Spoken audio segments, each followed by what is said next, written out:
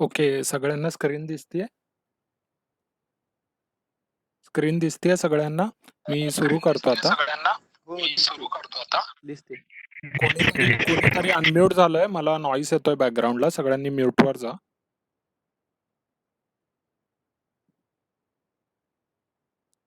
Okay, तर सुरू करूया आपण.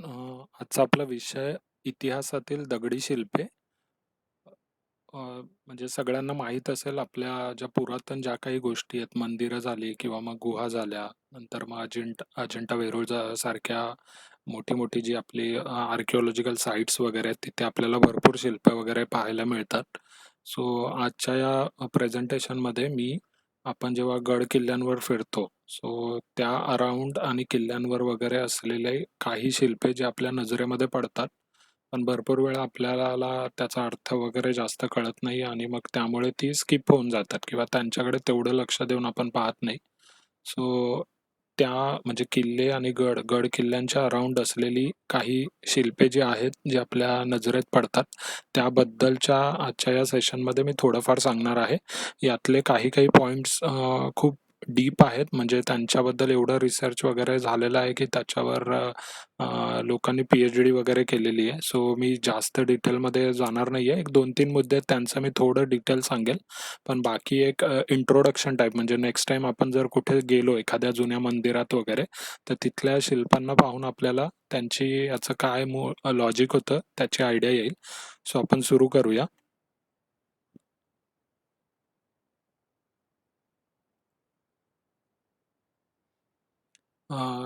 दगडी शिल्पे आपल्याला कुठे कुठे पाहायला मिळतात. जसं शिल्पांबद्दल मी आता सांगितलं की आपले जे पुरातन ग्रंथ आहेत, गडबांधणी वगैरे किंवा मग पुरातन आर्किटेक्चरवर आधारित जे ग्रंथ आहेत, त्या सगळ्यांमध्ये काही ठिकाणी ह्या दगडी शिल्प कुठे कुठे असावीत याचा उल्लेख येतो. सो शिल्पांचे स्थान, जी दगडी शिल्प असतात त्यांचे स्थान कुठे कुठे असते त्याबद्दल हे थोडंसं आहे. की किल्ल्यांचे प्रवेशद्वार, जनरली आपण कोणत्याही किल्ल्यावर भेट द्यायला गेलो तर तिथला जो एंट्रन्स असतो, जो प्रवेशद्वार असतं, त्याच्यावर काही ना काहीतरी आकृत्या, फुलाफळांची चित्र किंवा मग कोणते तरी प्राणी वगैरे असे चित्र काढलेली असतात. नंतर किल्ल्यांचे कधी कधी बुरुज आणि तटबंदी असते. त्या बुरुज आणि तटबंदीवर कधी कधी, सगळ्याच किल्ल्यांवर नाही पण काही किल्ल्यांवर आपल्याला काही शिल्पे पाहायला मिळतात. नंतर प्राचीन गुहा झाल्या. जर तुम्ही एखाद्या प्राचीन गुहेमध्ये गेलात तर काही गुहांमध्ये तिथे चित्र आकारलेली असतात किंवा काही शिलालेख म्हणा किंवा काही कोरीव काम केलेलं असतं.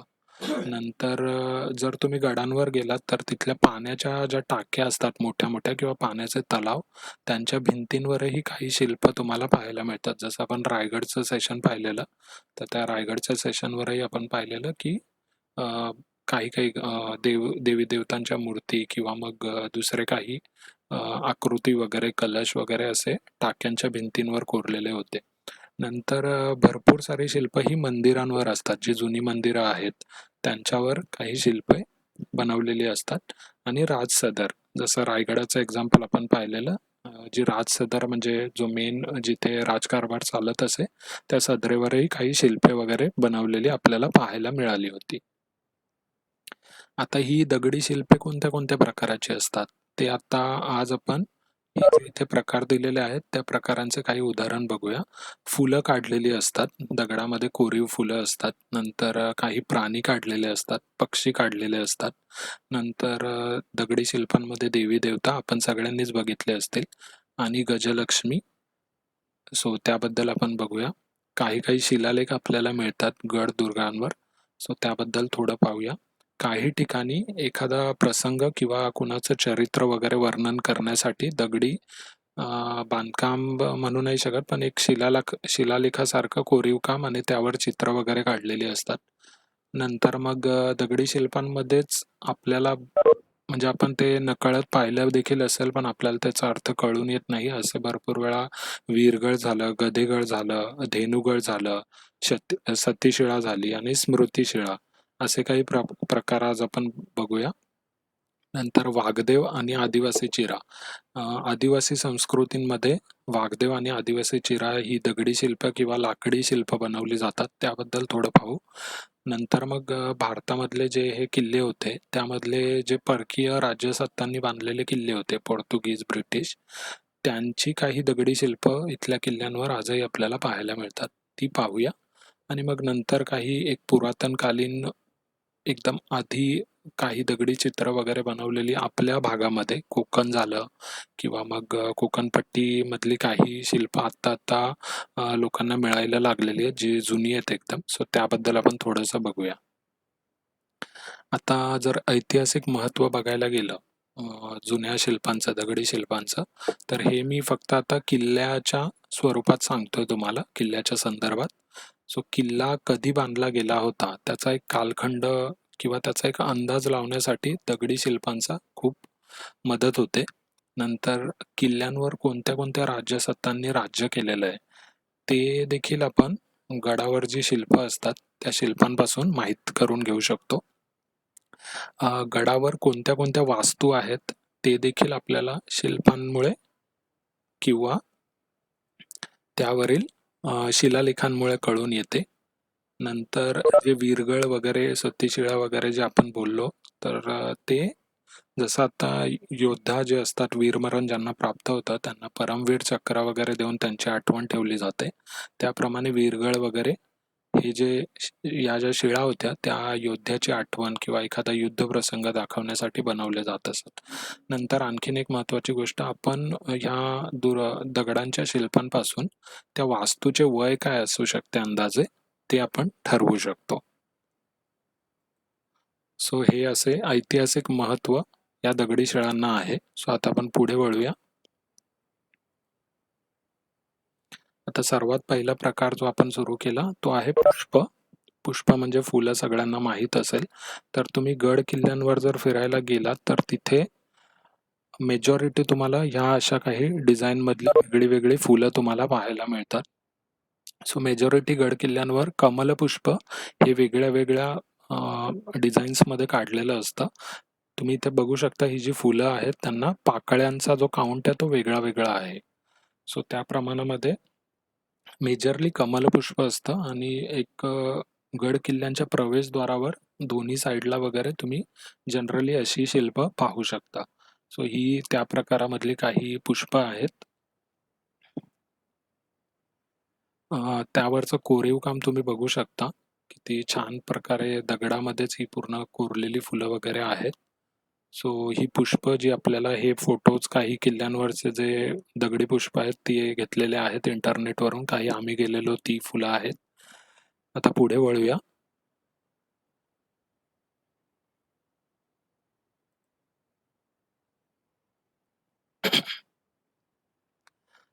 पुढची स्लाइड सगळ्यांना दिसत असेल आता. पुढे आता आपण प्राणी आणि पक्षी कोणते कोणते आपल्याला पाहायला मिळतात त्याबद्दल पाहूया. प्राणी, जर प्राणी पक्षी म्हटलं तर शरभ म्हणून हा एक प्राणी आपल्याला पाहायला मिळतो. जास्त करून हा किल्ल्यांवर पाहायला मिळतो. जर तुम्ही कोणत्याही किल्ल्यांवर फिरलात तर मेजॉरिटी किल्ल्यांवर तुम्हाला हे शरभ शिल्प पाहायला मिळेल. शरभ काय आहे वगैरे ते आपण पुढे पाहूया. दुसरं गंडभिरुंड हा पक्षी आहे, आणि हा पक्षी आपल्याला किल्ल्यांवर सहसा पाहायला मिळत नाही. खूप कमी किल्ल्यांवर गंडभेरुंड पाहायला मिळतो, जे आपल्याकडे सह्याद्रीमध्ये किल्ले आहेत त्यामध्ये. परंतु मंदिरांमध्ये जर तुम्ही पाहिलं तर मंदिरांमध्ये विष्णूच्या मंदिरात वगैरे गंडभेरुंड तुम्हाला पाहायला मिळू शकतो. नंतर व्याल, व्याल देखील जास्त करून मंदिरातच असतो. आणि किल्ल्यांवर पाहायला गेलं तर खूप कमी किल्ल्यांवर एक किंवा दोन मॅक्सिमम एक्झाम्पल्स असतील ते व्यालाचे मिळतात. हत्ती तुम्ही बऱ्यापैकी खूप साऱ्या किल्ल्यांवर पाहिला असेल, ॲज वेल ॲज मंदिरांमध्येही हत्ती आपल्याला दिसून येतो. त्याचप्रमाणे उंट, घोरपड, मोर, हत्ती, हरिण, गरुड, मगर आणि कोंबडा हे काही पक्षी आणि प्राणी आहेत जे आपल्याला आपल्याकडचे जे काही किल्ले, गड आहेत त्यांच्यावर पाहायला मिळतात. आणि नाग आणि साप, नाग आणि सापाच्याही आकृती आपल्याला गड किल्ल्यांवर पाहायला मिळतात.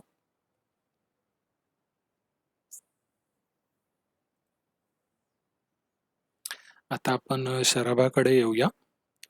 जसं मी म्हणालो शरभाचं शिल्प हे खूप कॉमन आहे. किल्ल्यांवर तुम्हाला पाहायला मिळत असेल. तुम्ही पाहिलंही असेल, पण तो शरभ आहे असं आता आपण पुढच्या स्लाईडवर आलोय. आता सगळ्यांना स्लाईड दिसत असेल. शरभाचं जसं मी म्हटलं, शरभ हे खूप कॉमन आहे, पण आपल्याला कळून येत नाही ते सहसा. तर हा एक वाघासारखा दिसणारा काल्पनिक प्राणी असतो. वाघासारखं शिल्प तुम्ही किल्ल्यांवर वगैरे पाहिलं असेल. तर हा व्याघ्र सदृश काल्पनिक प्राणी आहे आणि आपल्या इंडियन मायथॉलॉजीप्रमाणे पाहायला गेलं तर शरभ हे शंकराने धारण केलेलं एक पशुचे रूप आहे. तर याच्याबद्दल गोष्ट अशी सांगतात, सगळ्यांना भक्त प्रल्हाद आणि हिरण्यकश्यपू आणि मग त्याचा हिरण्यकश्यपूचा वध करण्यासाठी विष्णूने अ, नरसिंह अवतार घेतला होता. ही गोष्ट सगळ्यांना माहीत असेल.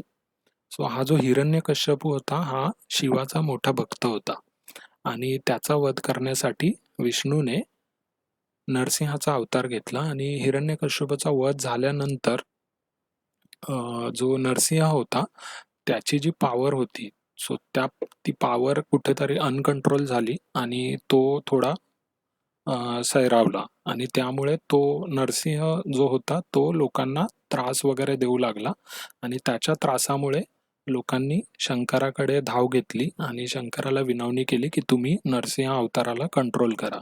मग त्या नरसिंहाला कंट्रोल करण्यासाठी शंकराने हे काल्पनिक पशुचे रूप धारण केले आणि त्या पशुच्या रूपाचे वेगळे-वेगळे वर्णनं आहेत. काही ठिकाणी त्याला 8 पाय असलेला, 2 तोंडी असलेला, 4 पंख असलेला, एका हातामध्ये हरिण, एका हातामध्ये आग, नंतर मग पाश वगैरे असे काही-काही रूपं दिलेली आहेत. पण मग या पशुचे रूप शंकराने घेतले आणि मग शंकराने तो जो नरसिंह होता त्याला कंट्रोलमध्ये आणले किंवा असं काही ठिकाणी म्हटलेलं आहे, की त्याला मुक्त केले आणि मग त्याचं त्याचं जे कातडं होतं ते शरभाने म्हणजे हा जो शंकराचा अवतार होता ज्याला शरभ म्हणतात त्याने आपल्या अंगावर ओढले आणि नरसिंहाचं जे डोकं होतं सिंहाचं ते आपल्या तोंडावर मुकुट म्हणून घातलं. म्हणून जर तुम्ही शरभ शिल्प पाहाल तर ते सिंहासारखं किंवा मग त्याचं तोंड किंवा त्याचं पूर्ण फीचर जर तुम्ही बघितलं तर ते तसे असतात. सो हे एक काल्पनिक गोष्ट आहे आपल्या पुराणांमधली आणि असंही आहे की नरसिंहाचं हे सगळं झाल्यानंतर शरभाला परत कंट्रोल करण्यासाठी विष्णूने परत गंडभेरुंडाचा अवतार घेतला. म्हणजे हे आपल्यामध्ये जे वैष्णव आणि शैव पंथ आहेत, सो त्यांचं एकमेकांवर असलेलं म्हणजे एकमेकांच्या ह्याच्यासाठी बनवलेल्या ह्या स्टोरेज आहेत. तसं पाहायला गेलं तर शरभ आणि गंडभेरुंड फक्त आपल्या भारतामध्येच नाही मिळत. यांचा वापर किंवा ह्या शिल्पांचा वापर बाहेरही भरपूर ठिकाणी झालेला आहे. ते आपण आल्यावर पुढे पाहूया. सो मायथॉलॉजिकल ही स्टोरी आहे. त्याचं कातडं अंगावर पांघरून आणि डोके मस्तकावर धारण करून शंकराने शरभाचा अवतार जो म्हणतात तो घेतला होता आणि भरपूर वेळा शरभाचा वापर, शरभ शिल्पाचा वापर हा फक्त हिंदू संस्कृतीतच नाही, मुस्लिम किंवा इतर ज्या संस्कृती होत्या जगामध्ये त्यांनी देखील शक्ती प्रदर्शन म्हणजे वाघ किंवा सिंह हा जंगलामधला सर्वोच्च प्राणी म्हणून मग त्याचा यूज शक्ती प्रदर्शनासाठी केलेला आहे. म्हणून भरपूर साऱ्या किल्ल्यांवर तुम्हाला शरभ शिल्प पाहायला मिळते.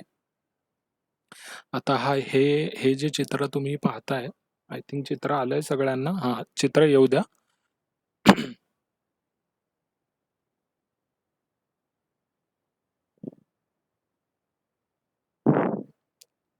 नेक्स्ट स्लाइड आली आहे का? आली आहे ना? ओके. हां. तर हे जे आता तुम्हाला चित्र दिसतंय समोर, हे मुन्नेश्वरम मुन्नेश्वरम म्हणून श्रीलंकेमध्ये एक मंदिर आहे. सो त्या मंदिरामधली ही इमेज आहे आणि हे शिवाचं मंदिर आहे आणि इथे तुम्ही ती शरभाची जी ग्रंथांमध्ये वगैरे बनवलेली जी सांगितलेली जी फीचर्स आहेत शरभाचे ते तुम्ही बघू शकता.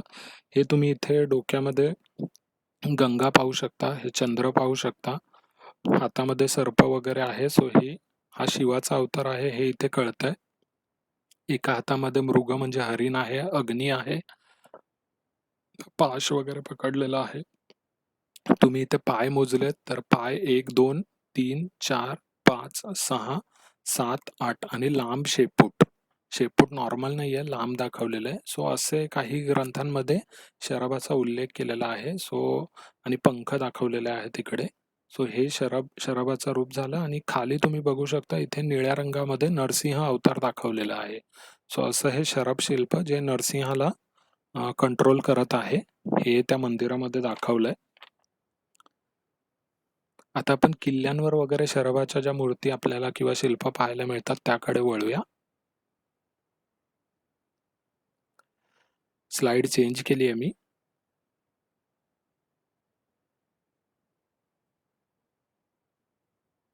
नेक्स्ट स्लाइड तुम्हाला दिसली की मला कळवा. दिसतंय दिसतंय दिसतंय कंटिन्यू कर. Okay okay. सो आता नेक्स्ट स्लाइडमध्ये तुम्हाला इथे काही वाघांसारख्या, जसं मी शराबाचं बोललो तशा तुम्हाला मूर्त्या दिसू शकतात. सो ही जी पहिली दिसतीये मूर्ती, आता शराबाचे तसं पाहायला गेलं तर शराबांचे जे वेगळे शिल्प आहेत त्यावरून महेश तेंडुलकर म्हणून एक ऑथर आहेत, हिस्टोरियन. महेश तेंडुलकर म्हणून त्यांनी एक जवळपास 28 प्रकार सांगितले आहेत शराबांचे, त्यांच्यापासून वेगळ्या. सो इथे तुम्ही जर पाहाल तर हा शराब पंखविहीन केवल शराब आहे. म्हणजे हा फक्त शराब आहे, त्याच्या हातात वगैरे काही नाही आहे, याला पंख वगैरे पण नाही आहेत. मग हा पंखविहीन केवल शराब आहे. हा शिवनेरी किल्ल्यावरचा हा फोटो आहे. शिवनेरी किल्ल्यावरचं हे शराब शिल्प आहे. ह्याच्या पुढे तुम्ही बघू शकता एक छोटासा कोणता प्राणी काढण्याचा त्याने प्रयत्न केलाय आणि याचा हात त्याच्याकडे जातोय वगैरे असं कदाचित दाखवायचा प्रयत्न आहे. सो हे शिवनेरीवरचं शिल्प आहे. पुढे जर तुम्ही ही दुसरी इमेज बघाल तर ही माहुली गडावरची आहे, जो आसनगावच्या जवळ माहुलीचा किल्ला आहे त्याच्या एंट्रन्सच्या जवळच हे शिल्प दुसरीकडे कुठेतरी असेल आणि हे पडल्यामुळे तिथे उचलून ठेवलेलं आहे. ह्या शराबाकडे तुम्ही बघाल तर याचे इथे तुम्हाला पंख दिसतील. हा या साईडचा पंख आणि हा दुसऱ्या साईडचा पंख. सो हा जो शराब आहे तो द्विपंखधारी केवल शराब आहे. याच्या पण हातामध्ये वगैरे तुम्हाला काही मिळणार नाही, पण याच्यामध्ये फरक हा आहे की ह्याला 2 पंख आहेत. सो हा द्विपंखधारी केवल शराब आहे. ही जी खाली आकृती तुम्हाला दिसतीये इथे पण शराब शिल्प तुम्हाला पाहायला मिळतंय. पण तुम्ही जर नोटीस केलं तर ह्याच्या प्रत्येक पायामध्ये एक हत्ती दाखवलेला आहे आणि याने आपल्या शेपटीमध्ये देखील एका हत्तीला पकडून ठेवलेलं आहे. सो आता हा हत्ती दाखवायचं कारण काय की हत्ती हे जसं मी मागे सांगितलं की राज्यसत्तेचं प्रतीक होतं की आमची राज्यसत्ता किती स्ट्रॉंग आहे. सो हत्ती म्हणजे दुसऱ्या राज्यसत्ता आणि त्यांना आम्ही कंट्रोल केलेलं आहे. सो हे दाखवण्यासाठी जे मूळ राजे असायचे ते आपल्या राज्यासाठी किंवा आपल्या किल्ल्यांवर वगैरे अशी शिल्प बनवून घ्यायचे, ज्यामध्ये म्हणजे दुसऱ्या राज्यसत्त्यांवर आम्ही विजय मिळवला आहे हे दाखवतात. सो हे रायगडावरचं शिल्प आहे आणि यामध्ये तुम्ही शराबाचा प्रकार बघू शकता. याने 5 हत्तींना गारद केलेलं आहे. सो हा पंचगजधारी शराब आहे. जेता शराब म्हणजे जिंकलेला. पंचगजधारी म्हणजे 5 हत्तींना त्याने पकडून ठेवलेलं आहे. हे पुढचं जे शिल्प आहे ते जर तुम्ही पाहिलं, हे देखील शिवनेरी गडावरचं शिल्प आहे. शिवनेरी गडावरचं एक शिल्प आणि इथे तुम्ही बघू शकता, इथे हा जो शराब आहे, या शराबाने पुढे हा एक पक्षी आपल्या हाताखाली दाबून ठेवलेला आहे आणि मागच्या 2 पायांखाली 2 हत्ती दाबून ठेवलेले आहेत. सो हा जो शराब आहे, हा जो तुम्हाला 2 तोंडाचा पक्षी दिसतोय, हाच तो गंडभेरुंड आहे. सो याच्याबद्दल आपण पुढे पाहूयाच. सो ह्या शराबाला गंडभेरुंड आणि द्विगजधारी शराब असं म्हणतात. म्हणजे ज्याने गंडभेरुंडाला आणि 2 हत्तींना पकडून ठेवलेला आहे असा शराब. सो हे 4 शराबांची शिल्प आहेत. आता पुढे जाऊया आपण.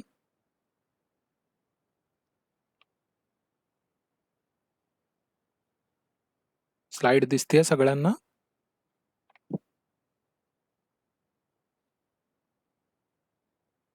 ओके. आता ही जी इमेज तुम्हाला दिसतेय, ह्या इमेजला जर तुम्ही नोटीस केलं चांगलं तर इथे ह्या शराबाला इथे पंख दिसतोय तुम्हाला आणि जर क्लिअरली नोटीस केलं तर ह्याच्या शेपटीमध्ये एक हत्ती आहे हा तोंडाने एक हत्ती पकडायला चाललेला आहे आणि याच्या 4 पायांमध्ये 4 हत्ती आहेत. सो या शरभाला षटगज विजयी पंखधारी शरभ असं म्हणतात. षटगज म्हणजे 6 हत्तींना तो टेक ओव्हर करतोय आणि पंखधारी. सो असा षटगज विजयी पंखधारी शरभ. आता जर आपण शरभांना हे सगळं शंकराचा अवतार वगैरे वगैरे हे जर मानलं तर आपण फक्त शरभांना हिंदू संस्कृतीशी जोडून ठेवू शकतो. पण हे एक वेगळं उदाहरण आहे. हे जे शरभाचं शिल्प आहे हे तुम्ही पाहिलं, हे आहे जंजिरा किल्ल्यावरचं. जो मुरुड जंजिऱ्याचं आपण एंट्री केली की दरवाजाच्याच उजव्या बाजूला वर हे शरभाचं शिल्प आहे. आणि जंजिऱ्याबद्दल जर सांगायला गेलं तर जंजिरा हा सिद्धींनी बांधलेला होता. सिद्धी म्हणजे आफ्रिकेतून आलेले लोक होते आणि ते मुस्लिम होते. आणि जंजिरा किल्ला हा म्हणजे ऑलमोस्ट पूर्ण काळामध्ये हा हिंदू राजाकडे कधीच आलेला नव्हता. हा आधीपासून मुस्लिम राजांकडेच होता. सो त्यामुळे मुस्लिम किल्ल्यावर असं शरभाचं शिल्प असणं, ह्याच्यावरून आपण समजू शकतो की शरभ ही कल्पना फक्त हिंदू संस्कृतीत नव्हती, ती मुस्लिम किंवा मग बाकी ज्या संस्कृती होत्या त्यांमध्ये देखील होती. सो हे आपण यावरून समजू शकतो. सो इथे देखील तेच आहे की आम्ही म्हणजे ही जी राज्यसत्ता आहे जंजिऱ्यावरची, त्यांनी एवढ्या सगळ्या सत्तांना आपल्या पायाखाली किंवा आपल्या तोंडात म्हणजे त्यांच्यावर आपले वर्चस्व गाजवले आहे. सो ही शरभ मूर्ती हे सांगते. आता ह्या ज्या तुम्हाला इथे काही सिंहांच्या मूर्ती दिसतात, सो जसं मी सांगितलं की फक्त हिंदू संस्कृतीमध्ये शरभ हा प्रकार किंवा ही कल्पना नव्हती. ही आपल्याकडे यायच्या वेळेस किंवा त्याच्याही भरपूर आधी म्हणजे शरभ ही संकल्पना पूर्ण देशामध्ये तुम्ही जर आज पण पाहिलं, इंग्रजांचे भरपूर सारे जर तुम्ही त्यांनी बांधलेले किल्ले वगैरे किंवा मग त्यांनी बांधलेले काही घरं वगैरे पाहिली मोठी, CSTला वगैरे पण जर इंग्लिश लोकांचं बांधकाम पाहिलं तर त्यावर भरपूर ठिकाणी सिंह दाखवलेला आहे त्यांनी. सो सिंह दाखवायचं पण कारण तेच आहे की आम्ही सुप्रीम पॉवर आहोत असं. सो ही जी तुम्हाला 4 शिल्प दिसतायत, ही 4 शिल्प बायबर बायबर म्हणून एक मुस्लिम किंग होऊन गेला. बाबर वेगळा, हा बायबर बाबरच्याही आधी होता. आणि जनरली सिरिया, इस्रायल आणि लेबनान आणि कैरो, इजिप्त वगैरे इकडे त्यांची सत्ता होती. सो ही जी बायबर डायनेस्टी होती याच्यामधला सुलतान बायबर होता. आणि त्या बायबरने ही काही बांधकामं केली होती आणि तो देखील आपलं वर्चस्व दाखवण्यासाठी, ऑफकोर्स हा शरभ नाहीये पण वाघ किंवा सिंह असं तो दाखवायचा. आणि ही जी तुम्हाला चित्र दिसतात, सो हे जे चित्र दिसतंय ते जिंदास म्हणून एक जागा आहे तिकडेच, इस्रायलमध्ये नाहीये. लेबनान, सिरिया वगैरे त्या साईडला एक जिंदास म्हणून जागा आहे, तिथला हा ब्रिज आहे. त्या ब्रिजवरचं हे शिल्प आहे दगडामधलं. नंतर हे जे खाली तुम्हाला दिसतंय ते बायबरचं, त्याची राजमुद्रा म्हणू शकतो आपण किंवा राजचिन्ह म्हणू शकतो, हे त्याचं चिन्ह होतं. आणि एक लायन गेट म्हणून तिथे एक दरवाजा देखील आहे. त्या लायन गेटवर अशी शिल्प काढलेली आहेत त्याने. आणि हे जे इकडे तुम्हाला शिल्प दिसतंय हा सिरिया, लेबनान आणि इस्रायलच्या बॉर्डरवर असलेला एक कुवालत अल सुबिबा असा नावाचा एक किल्ला आहे. त्यालाच निमरोडचा किल्ला पण म्हणतात, म्हणजे कड्यालगत असलेला किल्ला. त्या कुवालत अल सुबिबाचा अर्थ होतो कड्यालगतचा किल्ला. सो त्या किल्ल्यावर देखील असं त्या बायबरने आपल्या डायनेस्टीमधलं हे सिंहाचं शिल्प असं काढून ठेवलेलं आहे. सो हे तुम्ही बघू शकता. आता परत आपल्याकडे येऊया. आपल्याकडे आल्यावर विजापूरला जो किल्ला आहे, विजापूर जी डायनेस्टी होती आदिलशाही वगैरे, त्यांचा जो किल्ला आहे तिथला एक सिंहाचा बुरुज म्हणून आहे. त्या बुरुजावरचा हा फोटो आहे. इथे तुम्ही बघू शकता त्यांचा एक शिलालेख आहे दगडी. आणि इथे तुम्हाला 2 शरभ दिसतायत. आता हे 2 शरभ एकमेकांच्या प्रतिकृती नाही आहेत. दोन्ही शरभांमध्ये थोडा फरक आहे. सो तो काय फरक आहे ते बघूया आपण. इथे जर तुम्ही बघितलं सो हा जो शरभ आहे हा तुम्हाला केवल शरभ दिसतोय. केवल म्हणजे हा नॉर्मल शरभ आहे, याला पंख वगैरे काय नाहीये. पण याच्या मागे तुम्हाला आणखी एक छोटा शरभ दिसतोय. ठीक आहे, तर तो ह्याला बाल शरभासह पंखविहीन केवल शरभ असं म्हणतात. म्हणजे हा बाल शरभ झाला आणि हा पंखविहीन केवल शरभ. परंतु जर तुम्ही इकडे पाहिलं तर इकडे एक शरभ आहे आणि त्याने आपल्या हाताखाली एका हत्तीला दाबून ठेवलेलं आहे. सो याला काय म्हणतात की गजजेता शरभ, म्हणजे एका हत्तीला ज्याने जिंकलेलं आहे तसा शरभ. आणि ह्या शरभाच्या मागे तुम्हाला आणखी एका प्राण्याचं म्हणजे एक माकडाचं शिल्प इथे दिसतंय, शेपूट दिसते, हा माकड आहे. सो हे जेव्हा आदिलशाहीने निजामशाहीला बुडवलं होतं तेव्हा कदाचित हे शिल्प बनवलं वगैरे गेलं असेल. सो असा विजापूरचा. आणि हे सूर्य आणि चंद्र दाखवले तिथे. सो हे सूर्य चंद्राचं जनरली असं सांगतात की जोपर्यंत सूर्य आणि चंद्र आहेत तोपर्यंत आमची ही कीर्ती अशीच नांदत राहील. म्हणून सूर्यचंद्र भरपूर ठिकाणी आपल्याला पाहायला मिळतात. सो हे आहे.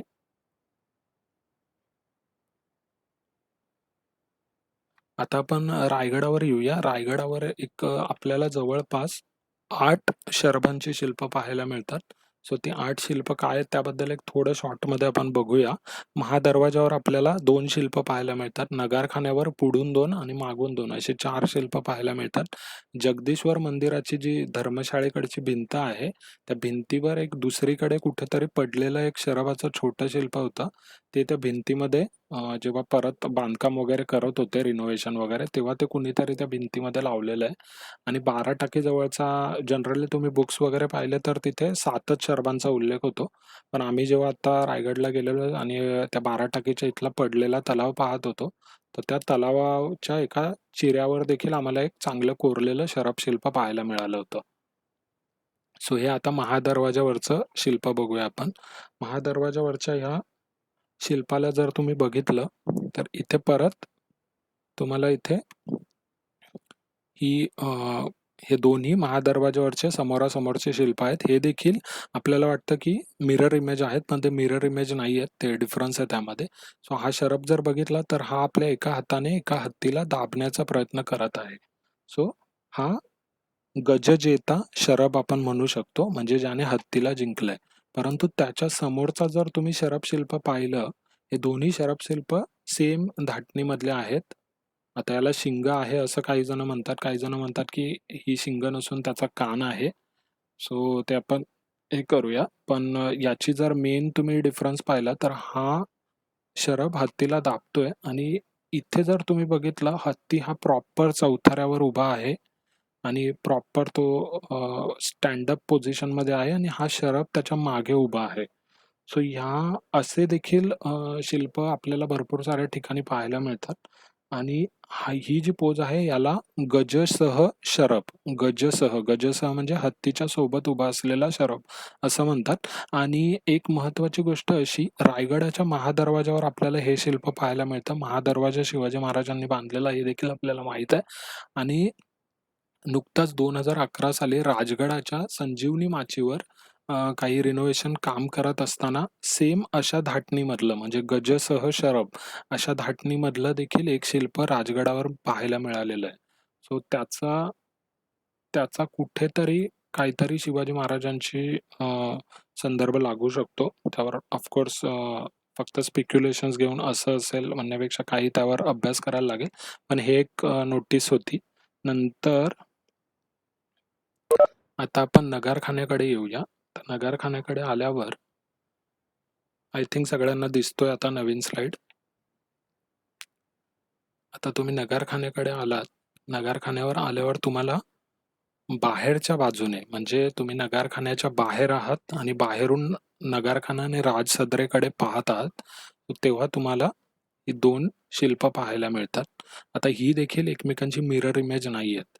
आणि तुम्ही जर शरभ बनवण्याची जर दोन्ही म्हणजे महादरवाजावर जे 2 शरभ होते ते आणि हे नगारखान्यावरचे शरभ पाहिले, सो दोघांची कोरीव काम करण्याची आणि दोन्ही जे शरभ आहेत त्यांच्यामधला फरक तुम्हाला जाणवून येईल. हे शरभ जर तुम्ही बघितले तर हे शरभ पूर्ण डिझाइन केलेले आहेत. हा देखील शरभ जर तुम्ही बघितला, हा फोटो थोडा हे आहे, पण इथे तुम्ही डिझाइन पाहू शकता. आणि यांचं फेशियल स्टाईल वगैरे जर पाहिली तर जे महादरवाजावरचे शरब होते आणि हे शरब हे नक्कीच वेगळे वेगळे आहेत, वेगळ्या कलाकारांनी बनवले आहेत किंवा वेगळ्या कालखंडात बनवले असतील असं देखील म्हणता येतं. म्हणून काही साहित्यिक जे आहेत ते नगारखान्याला शिवपूर्वकालीन असं मानतात. सो त्याच्यामागचं हे एक कारण आहे. तुम्ही जर हे शिल्प पाहिलं तर यामध्ये तुम्ही पाहू शकता एका हत्तीला त्याने पायाखाली पकडला आहे आणि दुसऱ्या हत्तीला तो शेपटीमध्ये पकडायच्या तयारीत आहे. सो ह्या शरभाला द्विगज विजयी शरभ म्हणतात. इकडे जर तुम्ही हा शरभ पाहिला तर 1, 2, 3, 4 आणि 5 याने शेपटीमध्ये एक आणि पायांखाली एक एक असे 5 हत्ती पकडलेले आहेत. सो त्याला पंचगज विजयी शरभ असं म्हणतात. सो हे नगरखान्याच्या बाहेरचे शरभ आहेत. आता पुढे जाऊया आपण. आता नगारखान्याच्या आत गेल्यावर आत तुम्हाला मिरर इमेज दिसतील. आत देखील 2 शरभशिल्पे आहेत. तुमच्याकडे जर प्रॉपर झूमिंगवाला कॅमेरा असेल किंवा बायनॉक्युलर वगैरे असेल, तर तुम्हाला मायनर डिफरन्स यातले दिसतील. कारण तो हाईटमुळे आपल्याला त्याच्यातलं एवढं दिसत नाही. नगारखान्याच्या आतल्या बाजूचे जे दोन्ही शरभ आहेत, त्या दोघांची मुंडकी उडवून टाकलेली आहेत. पण त्यांचे जे ओव्हरऑल फीचर्स आहेत, त्यावरून नक्कीच ते शरभ आहेत असं सांगता येतं. सो इथे जर तुम्ही बघितलं, आता ऑफकोर्स ही मिरर इमेज आहे, म्हणजे दोन्ही साईडला सेम शरभ शिल्प आहेत, म्हणून एकच शिल्प दाखवलं इथे मी. इथे जर तुम्ही पाहिलं तर इथे तुम्ही बघू शकता हे गंडभेरुंड आहे. तुम्ही लक्ष देऊन जर बघितलं तर हे एक डोकं, हे एक दुसरं डोकं आणि ह्या गंडभेरुंडाने आपल्या पायाखाली इथे एक हत्ती दिसतोय तुम्हाला आणि इथे दुसरा हत्ती दिसतोय. हे गंडभेरुंड याची 2 डोकी. तर ह्या शरभाने काय केलंय, शेपटीमध्ये एका हत्तीला पकडलंय. नंतर आपल्या हाताखाली एका गंडभेरुंडाला पकडलंय आणि त्या गंडभेरुंडाने 2 हत्तींना पकडलंय. सो ह्या शरभाला त्रिगज तथा गंडभेरुंड विजयी शरभ असं म्हणतात. सो आणखी एक नगारखाना जो आहे तो शिवपूर्वकालीन असू शकतो. याच्यासाठी काही इतिहास संशोधक असं म्हणतात की गंडभेरुंड हे जनरली विजयनगरच्या साम्राज्याचं प्रतीक होतं त्यावेळेस, हिंदू साम्राज्यांचं. आणि त्यांना दाबणारा कोणी म्हणजे शिवाजी महाराज असं शिल्प बनवणार नाहीत मोस्ट ऑफ. सो असं म्हणणं आहे. सो याच्यावरूनही काही इतिहास संशोधकांचं असं मत आहे की नगारखाना हे जे आहे ते शिवपूर्व काळातच असेल, विजयस्तंभ वगैरे त्याप्रमाणे. कारण आधी बहमनी वगैरे त्या राजांचा रायगडावर हे होता, मुस्लिम राज्यकर्त्यांचा. सो त्यांच्या काळात हे शिल्प बनवलेलं असू शकतं आणि मग ते नंतर तसंच पुढे वापरात आलं असेल. सो असं असू शकतं. सो हे नगारखान्याबद्दल झालं. आता जगदीश्वर मंदिराच्या मी जे सांगितलं तिथल्या एका भिंतीमध्ये असं एक तिरपं लावलेलं भिंतीमध्ये शरभाचं शिल्प आहे. सो ते ज्याप्रमाणे लावलंय त्याप्रमाणे असंच वाटतंय की ते आणखी कुठेतरी असेल आणि मग ते रिनोव्हेशन वगैरे करताना भिंतीमध्ये लावून दिलेलं आहे. कारण त्याची जी आत्ताची पोझिशन आहे तिथे नक्कीच शरभ पूर्वी नसेल. कारण शरभ असं कुठेही लावत नाहीत. जी दगडी शिल्प आहेत ती जनरली अशा ठिकाणी लावली जातात जिथून ती सगळ्यांना पाहता येतील, दरवाजावर वगैरे असं. आणि हे जे दुसरं शिल्प आहे हे तुम्ही बघू शकता. हे ते 12 टाकीच्या जवळ जो निनावी तलाव होता त्या तलावाच्या एका चिऱ्यामधलं हे शिल्प आहे. हे देखील शरभाचं शिल्प आहे. याचा पुढचा भाग इथल्या दगडांमध्ये कुठेतरी असेल, तो पाहायला नाही मिळाला. पण याच्यावरून नक्की हे शरभाचं शिल्प असेल असं सांगता येतं. आता आपण गंडभेरुंडाकडे येऊया. गंडभेरुंड काय आहे? सो एका धडाला 2 डोकी असणारा हा एक काल्पनिक पक्षी आहे. एका धडाला 2 डोकी असणारा काल्पनिक पक्षी. हां. तेच शरभ किंवा मग भरपूर सारे दुर्गा शिल्पे जी आहेत, ती फक्त शरभच नाही, सगळी दरवाजांच्या वरती असतात, जेणेकरून येणाऱ्या-जाणाऱ्यांना ते दिसतील. आता गंडभेरुंडाकडे आल्यावर, गंडभेरुंडाला जसं आपण मगाचच्या गोष्टीमध्ये पाहिलं, की विष्णूचा अवतार गंडभेरुंड म्हणजे शरभाला टेक ओव्हर करण्यासाठी विष्णूने परत गंडभेरुंडाचं रूप धारण केलं असं म्हणतात. पण गंडभेरुंड ही संकल्पना भारतामध्येच नाही, भारताच्या खूप बाहेरच्या देशांमध्ये वगैरे देखील आहे. ते आपण पाहूया. गंडभेरुंड हा मंदिरांमध्ये जास्त प्रमाणात पाहायला मिळतो. आणि जे आपल्या शिवपूर्व कालामध्ये चालुक्य, होयसळ, कदंब, विजयनगर साम्राज्य वगैरे ह्या ज्या सगळ्या राज्यसत्ता होत्या आणि यांच्यामध्ये गंडबेरुंडाचा म्हणजे यांचे कॉइन्स वगैरे किंवा भरपूर साऱ्या ठिकाणी गंडबेरुंडाचं यांनी हे केलेलं आहे. विजयनगर राज्याचं तर गंडबेरुंड हे राज्य प्रतीक होतं आणि मग त्यामुळे विजयनगर जे साम्राज्य होतं त्याला ज्या ज्या मुस्लिम सत्तांनी नामोहरम केलं त्यांनी भरपूर ठिकाणी शरवाच्या हातामध्ये जे आपण गंडबेरुंड पाहिले तर ते विजयनगर साम्राज्यावर टेक ओव्हर केलं हे दाखवण्यासाठी त्यांनी तशी शिल्प बनवून घेतलेली आहेत. इसवी सन पूर्व 3600 पासून म्हणजे 3600 बिफोर बिफोर क्राइस्ट तेव्हापासून गंडबेरुंडाचा उल्लेख आपल्याला पाहायला मिळतो. भारतामध्येच नाही, भारताच्या बाहेर देखील. आणि असं म्हटलं जातं की हक्कन आणि हिटाईट संस्कृती जी होती टर्की, सिरिया तिकडची, तिकडे सर्वात आधी गंडबेरुंडाचं हे जे काल्पनिक पक्षाचं मूळ होतं ते तिकडून ओरिजिनेट झालेलं आहे. आणि तुम्ही आज देखील टर्की, सिरिया, इराण, रशिया आणि पूर्ण युरोप यामध्ये गंडबेरुंडाची शिल्प पाहू शकता. आता हे काही आपल्याकडची शिल्प आहेत. हे जे तुम्हाला गंडबेरुंडाचं शिल्प दिसतं इथे तुम्ही पाहू शकता, याने मानवाचं धड आहे आणि गरुडाची 2 डोकी आहेत. सो हे गंडबेरुंडाचं शिल्प राजाराम महाराजांची समाधी आहे सिंहगडावर. त्या समाधीच्या वरती हे शिल्प कोरलेलं आहे. नंतर हे पुढचं जे शिल्प आहे ते बेरुंडेश्वर मंदिर आहे बेळगावमध्ये, कर्नाटक. तिथलं हे शिल्प आहे. इथे देखील तुम्ही पाहू शकता गंडबेरुंड 2 डोक्यांचा आणि नरधारी त्याला धड आहे. नंतर म्हैसूरचा राजवाडा आहे. त्या राजवाड्यामधलं हे 2 डोके असलेलं पक्षाचं गंडबेरुंडाचं शिल्प आपण बघू शकतो. पुढे जाऊया. आता ही काही फॉरेन कंट्रीजमध्ये आणि काही आपल्याकडे असलेली गंडबेरुंडाची शिल्प आहेत. हे जे मी सांगितलं हिटाईट जी संस्कृती होती त्या संस्कृतीचं आता मागच्या काळात उत्खनन झालं आणि त्या उत्खननामध्ये बिफोर क्राइस्ट 3600 इयर्स बॅक असलेली ही गंडबेरुंडाची आपण म्हणू शकतो ही दगडी शिल्प त्या उत्खननामध्ये सापडलेलं आहे. सो ही सर्वात जुनी गंडबेरुंडाची आकृती आहे असं म्हटलं जातं.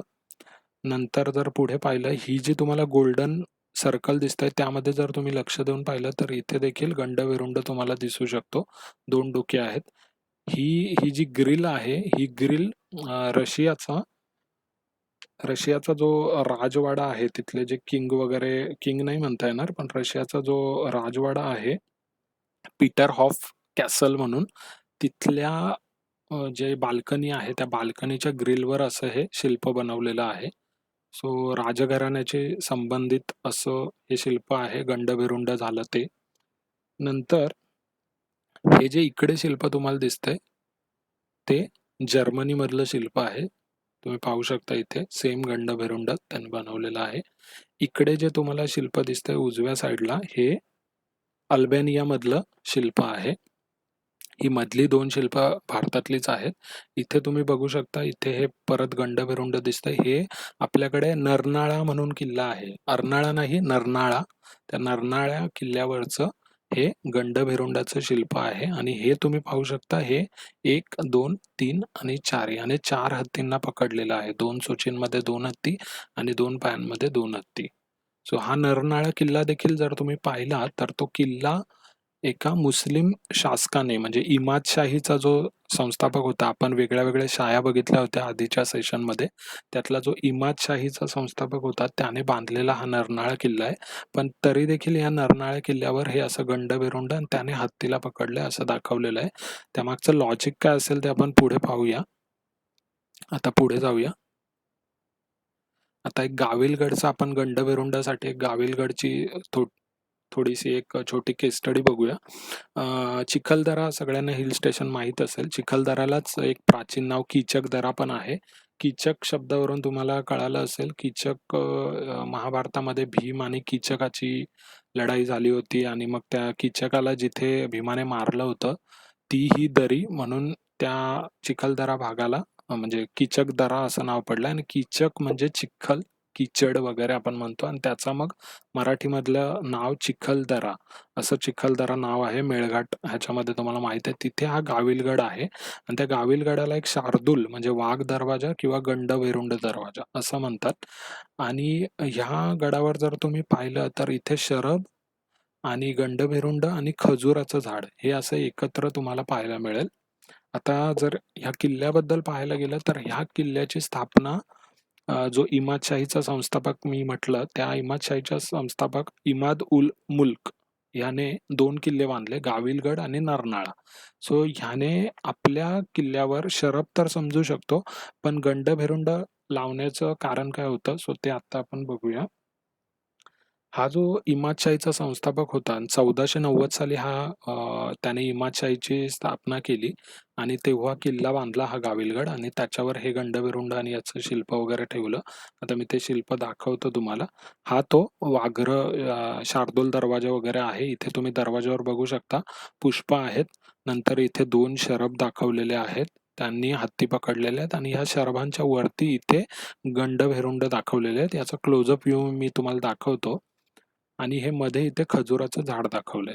सो आता ही असं म्हणजे जर भारतामध्ये पाहायला गेलं तर हे गंडभेरुंड हे जनरली हिंदू जे राजे होते त्यांच्या राज्यसत्तांमधलं प्रतीक आपण समजू शकतो आणि शरब हे जनरली मुस्लिम राज्यकर्त्यांनी मेजॉरिटी वापरलेलं शिल्प आहे. सो ह्या किल्ल्यावर हा किल्ला मुस्लिम राज्यकर्त्याने बांधून देखील इथे दोन्ही शिल्प कशी काय? सो त्याच्या मागे लॉजिक असं आहे, हा जो इमादशाहीचा संस्थापक होता इमाद उल मुल्क हा ॲक्चुअली जेव्हा विजयनगर साम्राज्याला या बहमनी साम्राज्याने पाडलं आणि बहमनी साम्राज्यामध्ये जेव्हा विजयनगर साम्राज्य पडलं तेव्हा तिथल्या एक विजयनगर साम्राज्यामधलेच ब्राह्मणाचा एक मुलगा होता. त्या मुलाला ह्या बहमनी जो बेरार किंवा वऱ्हाड प्रांत म्हणतात म्हणजे हे विदर्भ साईडला आलं म्हणून तिथे बेरार प्रांत असं नाव होतं त्याचं आणि वऱ्हाड प्रांत. सो ह्या बेरारचा जो बहमनी सेनापती होता त्याने विजयनगरमधून एका ब्राह्मण मुलाला उचलून स्वतःकडे आणलं, त्याला वाढवलं आणि तोच हा ब्राह्मण मुलगा मोठा झाल्यावर त्याचं नाव ऑफकोर्स तो आता मुस्लिमांकडे वगैरे आला म्हणून त्याचं नाव वगैरे सगळं हे इमाद उल मुल्क वगैरे झालं. परंतु तो विजयनगरच्या एका ब्राह्मणाचा मुलगा होता आणि हे त्याला लक्षात असू शकतं किंवा त्याला विजयनगर साम्राज्याचं ज्ञान वगैरे सगळं असेलच ऑफकोर्स. सो हा मुलगा जेव्हा मोठा झाला तेव्हा त्याने तो बेरार प्रांत स्वतःकडे घेतला आपल्या हुशारीने वगैरे आणि जेव्हा ही बरीच शाही खिळखिळीत झाली तेव्हा त्याने 1490 साली इमादशाहीची स्थापना केली. सो जेव्हा त्याने स्थापना केली तेव्हा त्याचं जे मूळ होतं तो कन्नडा हिंदू ब्राह्मण होता. सो त्याने विजयनगरचं आपलं मूळ जे होतं ते मूळ दाखवण्यासाठी कदाचित इथे गंडभेरुंड दाखवलेत आणि खाली त्याचं इमादशाहीचं प्रतीक होतं ते म्हणून इथे शरब दाखवलेत. खजुराचं झाड देखील हे मुस्लिम राज्यकर्त्यांचं राज्यचिन्ह किंवा असं आपण म्हणू शकतो म्हणून त्याने हे इथे खजुराचं झाड दाखवलंय. आता आपण क्लोजअप बघूया. हा क्लोजअप तुम्ही बघू शकता. इथे शरब शिल्प आहे. आता इथे हा तुटलेला आहे म्हणून या शरब शिल्पाने बघा इथे या हत्तीला एक टेकओव्हर केलं. इथे दुसरा हत्ती, तिसरा, चौथा, 5वा आणि 6वा हा तुटलेला हत्ती आहे. सो हे शरब शिल्प आहे. 6 हत्तींना पकडलंय. इथे वर तुम्ही एक वेगळी इमेज पाहू शकता गंडभेरुंडाची. इथे माणसाचं धड आहे आणि त्याला 2 डोकी आहेत. आणि त्या 2 डोक्यांनी एक शरब पकडलेला आहे. हे तुम्ही बघू शकता. सो हे त्याने विजयनगरचं आपलं जे मूळ होतं ते दाखवण्यासाठी त्याने गंडभेरुंडही दाखवलंय आणि खाली इमादशाहीचं हे दाखवण्यासाठी शरबही दाखवलंय. नंतर इथे देखील तुम्ही तेच बघू शकता. इकडे वर गंडभेरुंड आहे आणि खाली शरब शिल्प दाखवलेलं आहे. सो हे त्याचं मूळ आहे. हे जे मधलं खजुराचं झाड मी बोलत होतो ते आहे. तुम्ही त्याचं कार्विंग्स वगैरे वरून ठरवू शकता. हे क्लिअरली खजुराचं झाड आहे. सो मुस्लिम राज्यकर्त्यांची निशाणी म्हणून.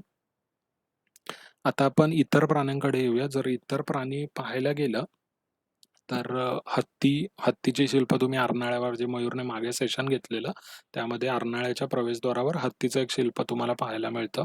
शिवनेरीवर देखील हत्तीचं शिल्प आहे. सिंहगड, रोईडा, देवगिरी.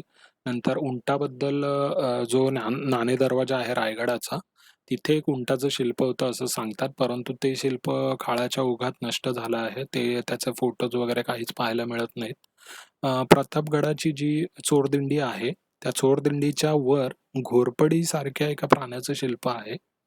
नंतर जर तुम्ही कुलाब्याचा किल्ला फिरलात तर कुलाब्याच्या किल्ल्याच्या एका एंट्रन्सवर खूप बारीक नक्षीकाम केलेलं आहे आणि तिथे मोर, हत्ती, हरिण, गरुड, मगर, कोंबडा या प्रकारचे प्राणी दाखवण्यात आले आहेत. नंतर जसं नागाबद्दल आपण रायगडमध्ये रायगडाची बाजारपेठ होती ती बघितलेली. नंतर आम्ही लोणावळा भीमाशंकर करताना जे कुंडेश्वराच्या मंदिराकडे गेलेलो तिथे देखील एक नागाचं शिल्प आम्हाला पाहायला मिळालेलं. सो मंदिरांमध्ये नागाचं शिल्प भरपूर वेळा पाहायला मिळतं. रायगडावर एक आहे. नंतर चित्रदुर्ग म्हणून एक किल्ला आहे त्यावर देखील एक नागाचं शिल्प आहे. हे जे तुम्ही वर पाहताय हा किती प्रॉमिनंट शिल्प बनवलेलं आहे. हा चित्रदुर्ग म्हणून आहे किल्ला त्याच्यावरचं हे शिल्प आहे. हे अर्नाळ्यावरचं शिल्प जे हत्तीचं शिल्प आहे ते. मगाशी एक व्याल म्हणून देखील आपण प्राणी पाहिला होता. सो हे शिल्प शरभाचं आहे. काही इतिहासकारांच्या मते हे शरभ आहे. काहींच्या मते हे व्याल आहे कारण व्याल म्हणजे सिंहासारखाच प्राणी पण त्याचा जो मागचा भाग असतो तो एका ड्रॅगन सारखा वगैरे लांब वगैरे असतो असं म्हणतात. सो हा सिंह व्याल प्रकारातला व्याल असू शकतो. काही जण याला शरभही म्हणतात कारण याचा जर तुम्ही मागचा भाग पाहिला तर तो असा निमुळता होत आणि लांब वाटतो थोडा. सो असू शकतं तसं. हे नागशिल्प आहे रायगडावरची जी बाजारपेठ आहे तिथलं. सो हे जे पुढचं चित्र आहे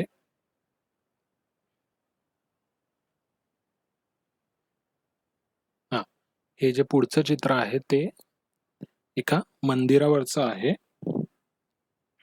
एका मंदिरावरचं आहे. बेळगाव मधलं हे एक मंदिर आहे आणि त्या मंदिरावरच्या शिल्पात जर तुम्ही बघितलं तर इथे मोर तुम्हाला दिसू शकतो. इथे मध्ये कासव दिसू शकतो. हे त्याचे पाय वगैरे आलेले आहेत बाहेर. इथे खाली वेगळा प्राणी दिसतोय. तो एक्झॅक्टली काय आहे सांगता येत नाहीये. इथे देखील एक पक्षी मोरासारखाच दिसतोय. इथे एक उंदीर वगैरे तुम्ही पाहू शकता. इथे परत तुम्हाला एक पक्षी दिसतोय. इथे परत एक कासव दिसतोय. सो हे बेळगाव मधलं एक मंदिर आहे तिथला हा फोटो आहे. नंतर हा जो खाली परत जो तुम्ही एक शिल्प पाहताय आता इथे तुम्हाला हा शरभ वाटू शकतो पण इथे जर तुम्ही पाहिलं तर याला हत्तीचं डोकं आहे आणि हे पुढे जे आहे ते हरिणासारखं काहीतरी वाटतंय. सो हा ऍक्च्युली शरभ नसून हा व्याल नावाचा प्राणी आहे. व्याल देखील हा देखील सिंहासारखाच प्राणी असतो. फक्त जसं मी म्हटलं त्याला मागचा जो त्याचा भाग असतो तो थोडा ड्रॅगन टाइप असू शकतो पण तो क्लिअरली आपल्याला किल्ल्यांवर वगैरे एवढा पाहायला नाही मिळत. हा व्याल गजव्याल नावाचा प्रकार असू शकतो आणि व्यालामध्ये 3 प्रकार पुस्तकांमध्ये आढळतात. एक सिंह व्याल म्हणजे असा व्याल ज्याला सिंहाचं डोकं आहे. गजव्याल म्हणजे हत्तीचं डोकं असणारा आणि नरव्याल म्हणजे ज्याला माणसाचं डोकं असतं असा.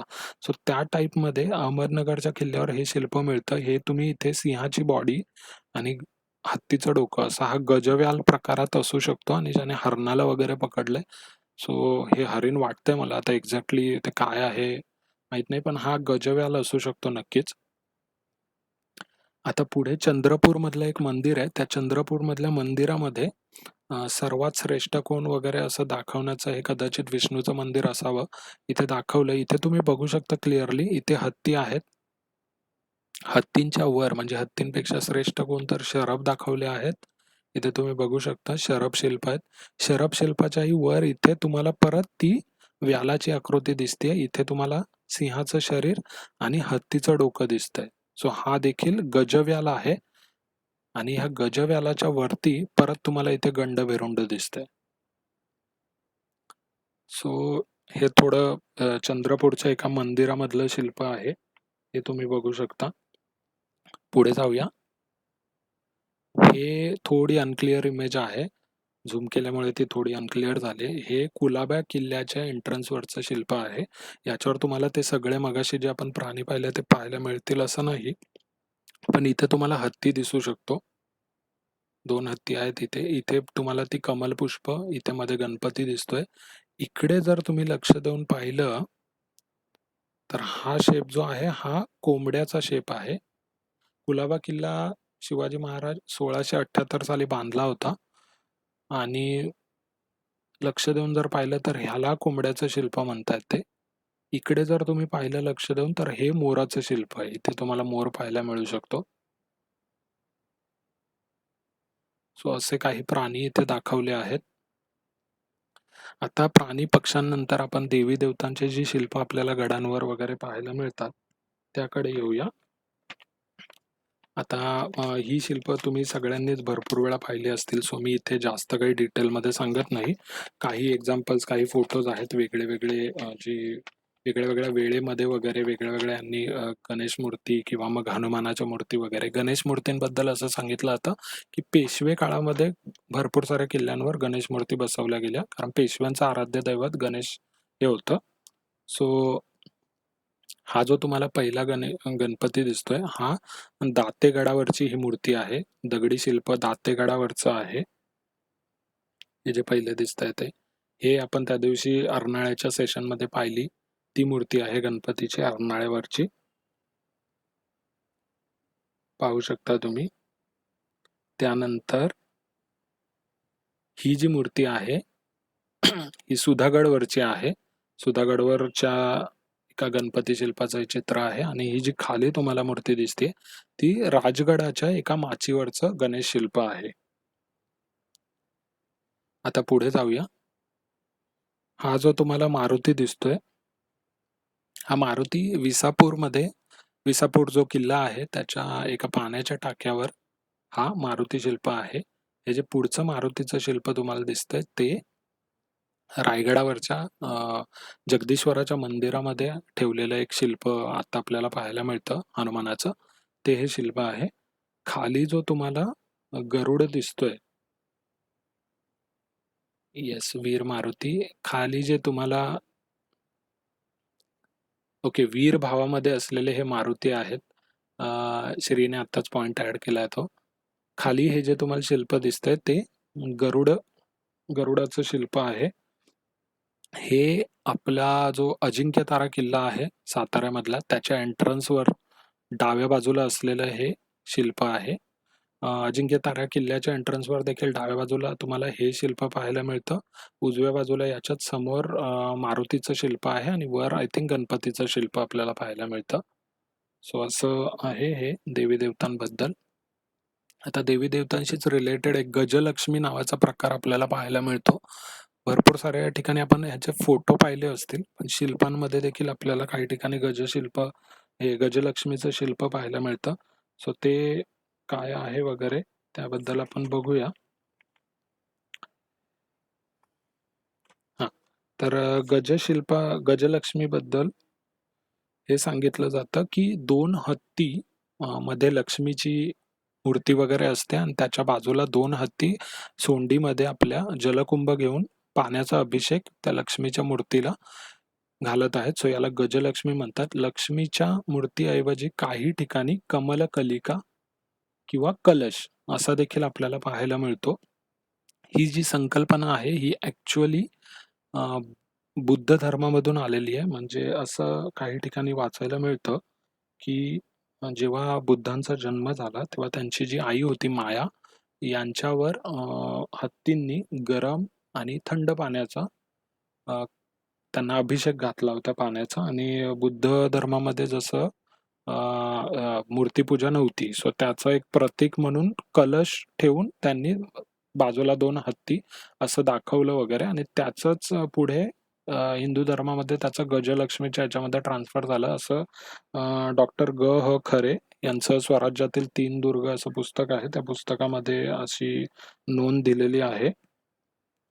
सो हे जे तुम्ही चित्र पाहताय आता समोर, हे आपले जे अजिंठा आणि वेरूळ ज्या गुहा आहेत आपल्या फेमस, त्यातली जी 16 नंबरची एल्लोरा केव्ह मधली 16 नंबरची जी गुहा आहे, तिथे कैलास मंदिराचं चित्र दाखवलेलं आहे. आणि त्या कैलास मंदिरामध्ये असं एक हे गजलक्ष्मीचं वर्णन आपल्याला इथे पाहायला मिळतं. ही वर जी छोटी तुम्हाला इमेज दिसत आहे, ही जी इमेज आहे ही उडीसामधल्या रत्नागिरी म्हणून, विशाल मला तेच बोलतोय, कैलाश टेम्पल, येस, तेच केव नंबर 16 जी आहे कैलाश टेम्पल, त्याच्यामधलं हे चित्र आहे.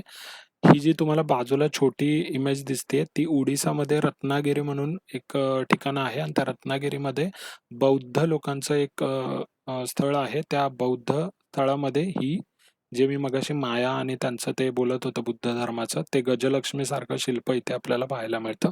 आता आपण किल्ल्यांवरच्या गजलक्ष्मी बघूया.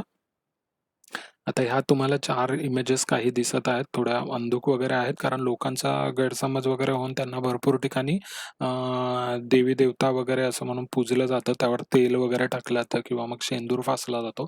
त्यामुळे त्यांचा जो ओरिजिनल शेप आहे तो थोडा कुठे डॅमेज झालेला आपल्याला दिसतो. सो हे जर तुम्ही पाहायला गेलात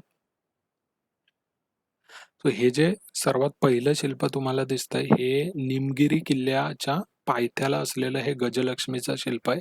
इथे तुम्ही बघू शकता हत्ती दाखवलेले आहेत आणि मध्ये लक्ष्मी दाखवलेली आहे. हे बाजूचं जे चित्र आहे ते जीवदान किल्ल्याची जी धान्य कोठी आहे त्याच्या वरचं आहे. आम्ही गेलो होतो तेव्हाचा फोटो आहे हा.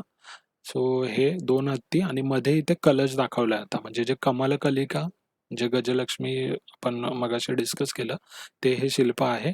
इथे खाली जर आलात तुम्ही तर खाली आल्यावर हे संतोषगडाच्या संतोषगडावर असलेलं हे गजलक्ष्मीचं शिल्प आहे आणि हे जे इकडे तुम्हाला दिसतंय ते जो बहादूरगड आहे त्या बहादूरगडावरचं हे गजलक्ष्मीचं शिल्प आहे. पुढे जाऊया आपण आता. आता पुढे आपण येऊया कीर्तिमुख. कीर्तिमुख याकडे.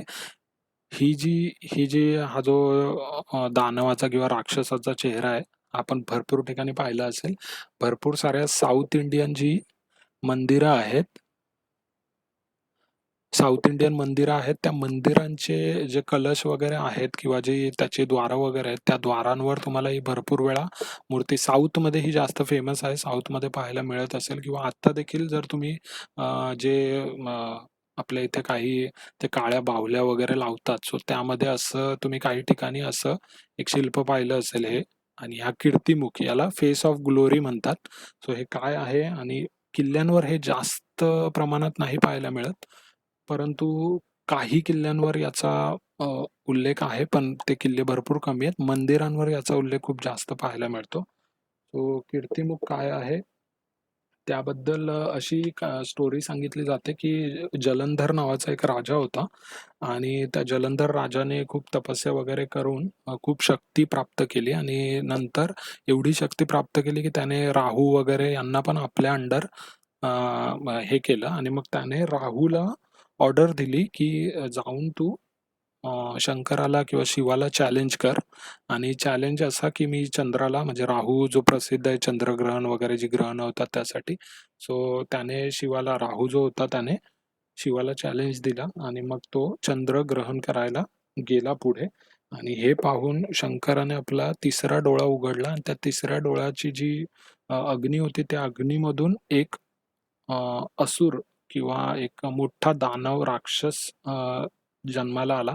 तो राक्षस एवढा भयावह होता, की त्याला बघून राहू घाबरला आणि मग त्या राहूने शंकराकडे माफी मागितली. अ, शिवाने देखील त्याला माफ केले आणि मग माफ केल्यानंतर मग आता हा जो राक्षस आला होता, त्या राक्षसाला करायचं काय त्याचं? किंवा तो खाणार काय आता?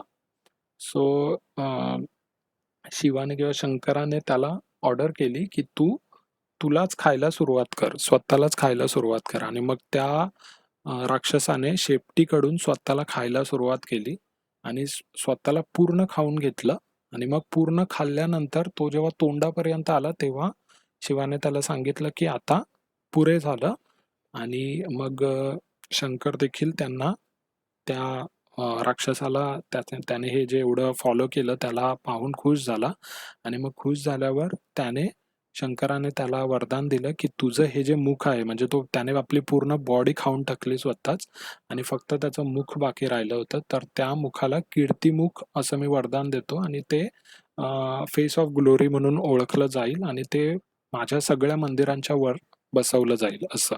त्यामुळे भरपूर सारी जी मंदिरं आहेत त्याच्यावर हे कीर्तिमुख आपल्याला पाहायला मिळतं. याचं मेन फीचर असं याचा सिंहासारखा चेहरा जरी असला तरी हा खाण्याच्या पोजमध्ये दाखवला आणि फक्त याचं मुख असतं. काही ठिकाणी याचे हात देखील दाखवलेले आहेत. सो जो खाण्याच्या ह्याच्यामधला पोजमधला जो असा राक्षस आहे तो कीर्तिमुख असतो आणि तो लकी असतो, त्याला वरदान मिळाल्यामुळे. ह्या आणखी एका मंदिरावरचं शिल्प आहे. इथे तुम्ही बघू शकता किती कीर्तिमुख आहेत. इथे तुम्ही त्याची जीभ बघू शकता. जीभ आणि तो जे मिळतंय ते सगळं खातोय अशा मुद्रेमध्ये दाखवलंय. सो हे कीर्तिमुख आहे. पुढे जाऊया आपण. आता आपण शिलालेखांकडे येऊया. रायगडावरचे आपण शिलालेख वगैरे मागच्या भागातच पाहिले होते. सो शिलालेख ऑफकोर्स त्यावेळेसची भरपूर सारी माहिती, तो कुणी बांधला किंवा कशासाठी बांधला, त्याचं मूळ काय होतं वगैरे. सो ह्या सगळ्या गोष्टींसाठी शिलालेख भरपूर कामाला येतो. हा जो शिलालेख समोर तुम्हाला दिसतोय तो रामशेजचा जो किल्ला आहे त्या किल्ल्यावरचा शिलालेख आहे. मी आता शिलालेखांचे अर्थ वगैरे सांगत नाही. पुढे जाऊया आपण. हा जो वरती तुम्हाला एक मोठा शिलालेख दिसतोय आता, हा जो शिलालेख आहे तो माझं जे गाव आहे शिंगवे पारगाव, त्याच्या बाजूला खडकी पिंपळगाव म्हणून बाजूलाच आमच्या गावापासून एक 2 किलोमीटरवर गाव आहे. तिथे अहिल्याबाई होळकरांच्या फॅमिलीमधल्या एकाचा मोठा वाडा आहे. अजूनही तो वाडा पूर्ण शाबूत आहे. त्याला नदीचा काठ वगैरे आहे. होळकर वाडा म्हणतात. त्या होळकर वाड्यामधला हा शिलालेख आहे. प्रॉपर मराठी जी प्राकृत भाषा होती, हा शिलालेख प्रॉपर तुम्ही वाचू शकता आणि त्यामधला बऱ्यापैकी अर्थ तुम्हाला डायरेक्ट वाचून गेस करता येतो. सो असा हा त्या होळकर वाड्यामधला शिलालेख आहे. खाली जो तुम्हाला शिलालेख दिसतोय, हा शिलालेख विचित्रगडावरचा हा शिलालेख आहे. हा देखील तुम्ही क्लिअरली वाचू शकता. सो असे हे 3 शिलालेख आहेत. आता आपण पुढे चरित्र वर्णन, जे मी मगाशी म्हटलो की कुठेतरी दगडावर चरित्र वर्णन किंवा प्रसंग वर्णन वगैरे करून ठेवलेले आहेत. सो हे जे तुम्हाला दिसतंय समोर शिलालेखा टाईप, ही आहे आपली नाणेघाट म्हणून सगळ्यांना माहीत असेल. नाणेघाटामधली जी गुहा आहे, त्या गुहेच्या आतमध्ये हे असं सगळं दगडांवर कोरून ठेवलेलं आहे. इथे चित्र देखील होती, पण ती चित्र आता ते भरपूर जुनं झाल्यामुळे ती चित्र आता पूर्ण डॅमेज झालेली आहेत. त्यांचा आता जास्त काही अवशेष उरलेले नाही आहेत, पण भरपूर सारं लिहिलेलं जे लिपीमधलं मॅटर आहे ते आपल्याला पाहायला मिळतं. ते आपण बघूया थोडं पुढे. ही ती नाणेघाटची गुहा आहे आणि नाणेघाट हा प्राचीन काळामध्ये व्यापाराचा खूप फेमस असा मार्ग होता. सातवाहन काळामध्ये हा बनवला गेला होता आणि सातवाहन काळामध्ये हे जे तुम्हाला दिसतंय ही ती गुहा आहे. या गुहेमध्ये आज ती गुहा बंद असते, पण तुम्ही म्हणजे इथे गेट लावलेले आहेत, पण जाऊन आतमध्ये राहू वगैरे शकता आणि ट्रेकर्स वगैरे भरपूर जातात तिकडे. सो ही ती गुहा आहे. नंतर हा तो नाणेघाटचा पास आहे जो व्यापारी मार्ग वापरला जायचा. याच्या पुढेच एक दगडी रांजण वगैरे आहे आणि जसं आत्ता आपल्याकडे टोल कलेक्ट केला जातो तसा त्या काळामध्ये टोल वगैरे इथून त्या कलेक्ट करून त्या दगडी रांजणामध्ये ठेवत असत. घाट मार्गावरून कोकणामधून घाट मार्गाकडे यायला किंवा घाटावरून कोकणात जायला हा राजमार्ग म्हणजे व्यापारी मार्ग खूप फेमस होता. सो असा हा नाणेघाट आहे. नाणेघाटच्या आतमध्ये हे ते जे मगाशी आपण शिल्प पाहिलं त्याची ही 2D इमेज आहे, बनवलेली खास वाचता यावी म्हणून. सो असं पूर्ण त्याच्या सगळ्या भिंतींवर असं ही इमेज काढलेली आहे. ती काय आहे ते आपण एक शॉर्टमध्ये बघूया. सो मौर्य कालखंडानंतर सातवाहनांचा उदय झाला आणि सातवाहनामध्ये सतकर्णी म्हणून राजा होता. त्याची पत्नी नागनिका हिने ही नाणेघाटाची गुहा बांधली. जे काही सगळं लिहिलेलं होतं तिथे वेगळ्या भाषेमध्ये ती ब्राह्मी लिपी होती आणि जी भाषा वापरली होती म्हणजे जसं आपलं देवनागरी लिपी आहे आणि मराठी भाषा आहे तसं ती ब्राह्मी लिपी होती आणि प्राकृत भाषेचा वापर केला होता. प्राकृत भाषा म्हणजे जी सिंपल कॉमन लोकांची भाषा होती ती. सो त्या आता जे काही लिहिलेलं आहे त्या लिहिलेल्याचा अर्थ एक शॉर्टमध्ये मी सांगतो. तिथे असं लिहिलेलं आहे म्हणजे त्यांनी स्वतःचं जे त्यांचं सातवाहनांचं किंवा जी नागनिका आणि सत्कर्णी होते त्यांनी स्वतःबद्दल तिथे लिहिलेलं आहे. त्यांनी असं लिहिलेलं आहे की आम्ही अश्वमेध, राजसूय, वाजपेय यांसारखे 18 यज्ञ केलेले आहेत आणि त्यांनी असं आणखी लिहिलंय की आम्ही भरपूर साऱ्या गायी, हत्ती, घोडे, रथ, कपडे इत्यादीचा दान केलेलं आहे. सो त्याचा सगळा उल्लेख त्यांनी तिथे केलेला आहे. नंतर तिथे हेही देखील लिहिलेलं आहे की सतकर्णीच्या मृत्यूनंतर नागनिकेने राज्यकारभार पुढे चालवला. या सगळ्या गोष्टींचा त्या शिलालेखामध्ये उल्लेख आहे. सो जे आपण स्टार्टिंगला म्हटलो, की शिलालेखांवरून वगैरे आधीचा इतिहास आपल्याला समजायला मदत होते. सो नाणेघाट हे त्याचं खूप चांगलं एक्झाम्पल आहे. आणि ही सातवाहन संस्कृती जी होती ती मातृप्रधान संस्कृती होती. म्हणजे जसं आज आपण आपल्या वडिलांचं नाव लावतो आपल्या नावामध्ये, तो सातवाहन काळामध्ये आईचं नाव लावलं जायचं. सो जसं गौतमी पुत्र सत्कर्णी, वशिष्ठी पुत्र वगैरे अशी नावं जर तुम्ही पाहिली तर आईचं नाव त्या ह्याच्यामध्ये आहे. म्हणजे स्त्री प्रधान थोडीफार आपण संस्कृती बोलू शकतो ती तशी होती. सो अशा ह्या गोष्टींचा उल्लेख त्या नाणेघाटाच्या केवमध्ये जे लिहिलेलं आहे त्यामध्ये केला आहे. आता आपण पुढे जाऊया. आता आपण वीरगळ काय आहे त्याकडे येऊया. वीरगळ हा देखील भरपूर मोठा टॉपिक आहे. याच्यावर बुक्सच्या बुक्स आहेत लोकांनी लिहिलेली, पण मी एक शॉर्टमध्ये तुम्हाला सांगेल. आणि वीरगळ हा खूप म्हणजे याच्यासाठी तुम्हाला गड किल्ल्यांवरच जायला पाहिजे अशी गरज नाही. आपल्या गावाखेड्यांमध्ये देखील अशा भरपूर वीरगळ वगैरे मंदिराच्या आजूबाजूला किंवा कुठे ना कुठे पडलेले असतात. भरपूर वेळा त्याला एक देवाचा दगड वगैरे म्हणून ओळखलं जातं आणि त्याला शेंदूर वगैरे पासून त्याची पूजा केली जाते. पण वीरगळ हा काही देव नाहीये, तो ऍक्च्युली एखाद्या वीराचं स्मारक म्हणून हिरो स्टोन त्याला बोलतात इंग्लिशमध्ये. हे बनवलेले वीरगळ वगैरे आहेत. सो वीरगळाबद्दल एखाद्या युद्ध किंवा चकमकीमध्ये एखादा वीर जर वारला गेला तर त्याचं स्मारक. हॅलो. हां. अनम्यूट झालंय कोणतरी, म्यूटवर जा. हां, ओके. एखाद्या युद्धामध्ये एखादा वीर जर त्याला वीरमरण आलं तर त्याचं स्मारक बनवलं जायचं. नंतर त्याचप्रमाणे पूर्वीच्या वेळेस गावांमध्ये पशुधन जास्त असायचं. म्हणजे गावामध्ये गायी वगैरे ह्या भरपूर असायच्या. आणि दरोडेखोर म्हणा किंवा मग जंगली श्वापदं वगैरे म्हणा यांच्यापासून त्या गायी वगैरेंचं संरक्षण करताना देखील जर एखादा वीर कामी पडला तर त्याचं देखील स्मारक बनवलं जायचं. पूर्वीच्या काळी बळी देण्याची प्रथा होती किंवा मग आत्मबलिदान म्हणजे मोक्ष प्राप्तीसाठी आत्मबलिदान वगैरे देणे या प्रथा होत्या. सो त्या बलिदान देणाऱ्या वीरांचं देखील स्मारक बनवलं जायचं. याला वीरगळ असं म्हणतात. सो जसं आपल्याकडे आता परमवीर चक्र वगैरे दिलं जातं किंवा एखाद्याचं स्मारक बनवलं जातं, तर तसं जुन्या काळामध्ये हे असं वीरगळ बनवलं जायचं. मेजॉरिटी महाराष्ट्र आणि कर्नाटकामध्ये महाराष्ट्र आणि कर्नाटकामध्ये याचा जास्त उल्लेख तुम्हाला किंवा जास्त तुम्हाला पाहायला मिळतं. पण गुजरात, राजस्थान या ठिकाणी देखील तुम्हाला वीरगळ पाहायला मिळतात. वीरगळ हे थोडं म्हणजे सिंपल आहे समजायला, एवढं डिफिकल्ट नाही, पण त्याचा एक अर्थ आपल्याला कळत नाही. जनरली वीरगळ हे कमीत कमी अशा 3 चौकोनांमध्ये असतात. कमीत कमी 3 असतात आणि 3च्या जास्त देखील असू शकतात. सो आणि वीरगळ वाचताना कधीही खालून सुरुवात करून वर वाचत जायचं. जे प्रसंग वर्णन आपण म्हटलो, हे प्रसंग वर्णन ह्या वीरगळामध्ये खूप छान रीतीने केलेलं असतं. भरपूर साऱ्या वीरगळांवर जे महाराष्ट्रामध्ये वीरगळ सापडतात त्याच्यावर शिलालेख नसतो, म्हणजे लिहिलेलं नसतं हा कोण वीर होता किंवा काय वगैरे. पण साऊथमध्ये कर्नाटक वगैरे मध्ये जे वीरगळ आहेत त्याच्यावर भरपूर वेळा माहिती लिहिलेली असते आणि त्या माहितीवरून कळून येतं की वीरगळ कुणासाठी होतं आणि काय डिटेल्स वगैरे होते असं. सो हे तुम्हाला एक वीरगळाचं चित्र दिसतंय. आता हे काय काय आहे, याचा काय अर्थ लागतो ते आपण पुढच्या चित्रात बघूया. आता ही एक वीरगळ आहे, सिंपल आहे समजायला, मी सांगतो तुम्हाला. आता वीरगळ म्हणजे वीराचं स्मारक, म्हणजे एखाद्या युद्ध प्रसंगामध्ये तो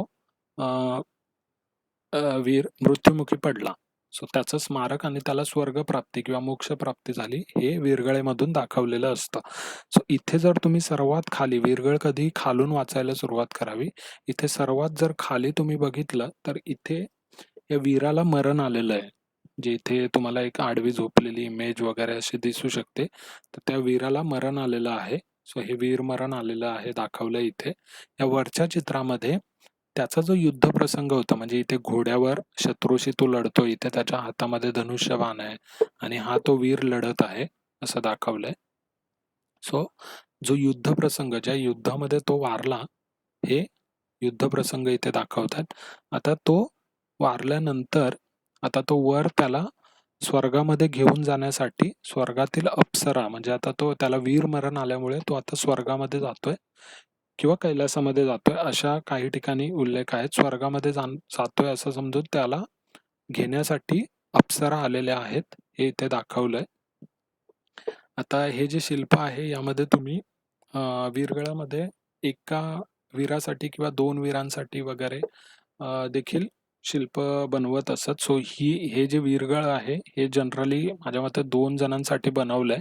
कारण इथे तुम्हाला 2 सैनिक दिसतायत. इथे देखील अप्सरा ह्या ज्या आहेत त्या अप्सरा आहेत आणि हे जे 2 वीर आहेत ते.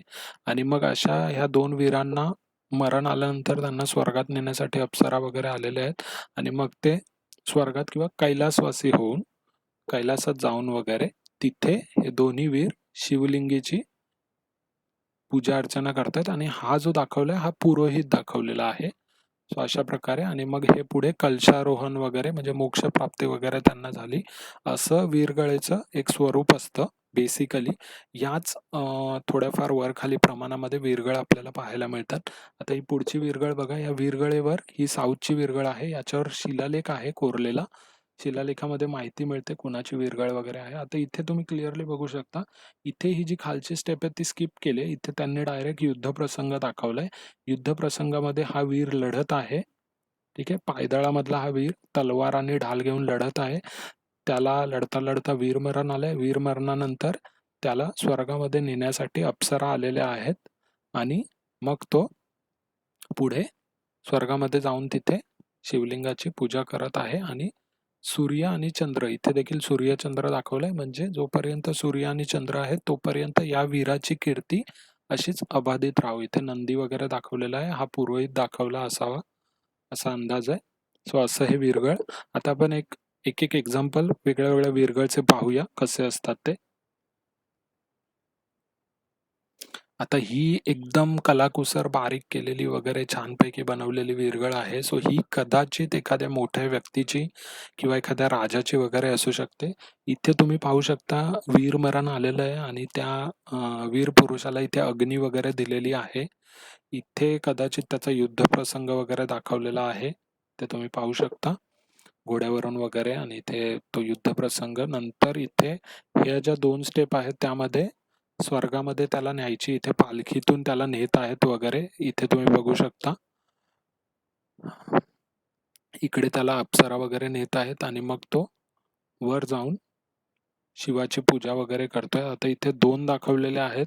सो हे 2 असू शकतात किंवा कधी-कधी सती वगैरे जायचे. मग त्यामुळे राजा आणि राणी वगैरे असे देखील किंवा मग 2 वीर वगैरे एकाच घरातले 2 वीर वगैरे जर असतील जे युद्धात कामी पडले सो त्यांची एकत्र देखील बनवत असत. आणि इथे वर परत कलश वगैरे दाखवलेला आहे. ते एक तुम्हाला दिसतंय. आता पुढे हा वीरगळेचा पुढचा प्रकार आपण बघू शकतो. आता ह्या वीरगळेमध्ये वरचे सेमच मुद्दे आहेत पण इथे खाली तुम्ही बघू शकता. इथे गायी किंवा बैल वगैरे असे पशुधन जे म्हटलो आपण पशुधन संवर्धन. सो ते पशुधन इथे दाखवलेलं आहे. हा वीर इथे लढतोय आणि हे काही दुसरे म्हणजे हे लुटारू किंवा दरोडेखोर वगैरे असू शकतात जे गायी वगैरे त्यावेळेस चोऱ्या वगैरे होत असतील, पशुधन लुटत वगैरे असतील. सो त्यांच्यापासून रक्षण करतोय हा आणि त्याच युद्धामध्ये वगैरे कदाचित तो मृत्यू पावला असेल. पुन्हा हा इथे स्वर्गामध्ये जातोय. त्याला हातावर उचलून अप्सरा त्याला स्वर्गात नेतायत. इथे तो पोचलेला आहे स्वर्गामध्ये वगैरे आणि मग इथे त्याला आता इथे शंकरपिंडी वगैरे दाखवलेली नाहीये. सो ही वेगळ्या पंथामधल्या लोकांची वीरगळ वगैरे असू शकते कदाचित. इथे परत कलश वगैरे त्या कलशाच्या ह्याच्यासारखा वगैरे दाखवलेला आहे. माईट बी ही तुटली असेल. पुढे जर आपण गेलो परत. आता इथे तुम्हाला परत हा पायदळामधला सैनिक ठीक आहे आणि इथे परत तुम्हाला जोडी दिसते. सो काही इतिहासकारांच्या मते हे कपल आहे म्हणजे वीर आहे आणि वीराची पत्नी आहे किंवा एकाच घरातले 2 जण वगैरे आहेत. काहीही असू शकतं पण हे पायदळामध्ये आहेत. यांच्या समोर जो लढणारा आहे तो अश्वदळामधला आहे. त्यांच्या युद्धामध्ये यांना मरण आलंय दोघांना. दोघांना देखील पालखीतून अप्सरा वर नेत आहेत स्वर्गाकडे. हे दोघे इथे वीर तुम्हाला दिसतायत. पालखीतून अप्सरा नेत आहेत आणि मग हे वर कैलासात किंवा स्वर्गात जाऊन हे दोन्ही वीर इथे बसलेले आहेत आणि पुरोहित शिवाची पूजा करतोय वगैरे हे असं दाखवलंय. हे आता पुढचं जे आहे हे विरगळ ते नौका युद्धामध्ये मरण पावलेल्या वीरांचं आहे. हे जे तुम्हाला खूप छान असं विरगळ दिसतंय हे आपल्या बोरिवलीमध्ये इक्सार म्हणून गाव आहे, तिथे ॲक्वारिया सोसायटी आहे. त्या सोसायटीच्या रिनोव्हेशनच्या कामामध्ये त्यांना जमिनीमध्ये काढलेल्या अशा 4-5 विरगळ मिळालेल्या आहेत. सो त्या सोसायटीने आपलं कंपाऊंड बनवताना त्या कंपाऊंडमध्येच प्रॉपरली ह्या विरगळ अशा फिट करून ठेवलेल्या आहेत. खूप छान विरगळ आहेत. इथे तुम्ही पाहू शकता, हे जर खाली तुम्ही लक्ष देऊन पाहिलं तर यादव कालामध्ये नौकायुद्ध एक झालं होतं. सोमहार आणि असं काहीतरी रेफरन्स आहे त्याचा. सो त्या नौकायुद्धामध्ये जे अ, जो एका साइडचा जो राजा होता, तो राजा मृत्युमुखी पडलेला आणि त्या राजासाठी ही विरगळ बनवलेली आहे. सो हे नौकायुद्ध तुम्हाला युद्धप्रसंग खाली इथे दिसू शकतो. इथे परत शिवलिंग दाखवलेलं आहे आणि मग ते कलशारोहण आणि स्वर्गप्राप्ती वगैरे आणि इथे कलश वगैरे बघा त्याचा किती छान बनवलेला आहे. सो ही एक नक्कीच एखाद्या राजाची वगैरे विरगळ असू शकते. सो हे नौकायुद्ध म्हणून मी ही दाखवली इमेज. पुढे जाऊया आता. आता इथे तुम्ही पाहिलं तर इथे युद्धाचा जो प्रसंग आहे त्यामध्ये द्वंद्व युद्ध म्हणजे दोन्हीही सैनिक आहेत ते हाताने लढतायत ते दाखवलेलं आहे. सो त्यातला एक सैनिक मृत्युमुखी पडलाय. सो त्याला इथे परत सेम रिपीट पुरोहित आहे इथे, ते पूजा करून देतोय. इथे तुम्ही बघू शकता एक सैनिक हत्तीवर आहे, एक सैनिक घोड्यावर आहे. दोघांचं युद्ध होतंय. युद्धामध्ये एक सैनिक मृत्युमुखी पडला. सेम अप्सरा त्याला घेऊन जातायत. इथे पुरोहित आहे, शिवलिंग आहे. इथे तो वीर कैलासवासी झालेला आहे दाखवलंय. आता इथे पुढच्या ह्या शिल्पामध्ये हे जे पुढचं शिल्प आहे त्या शिल्पामध्ये जर तुम्ही लक्ष देऊन पाहिलं, इथे सगळ्यांना दिसतंय आय थिंक इथे ह्या शिल्पामध्ये इथे जर तुम्ही पाहिलं इथे मांडी घालून आणि हात जोडलेल्या अवस्थेत असलेला एक वीर पुरुष आहे. इथे जो दुसरा व्यक्ती आहे त्याच्या हातात तलवार आहे.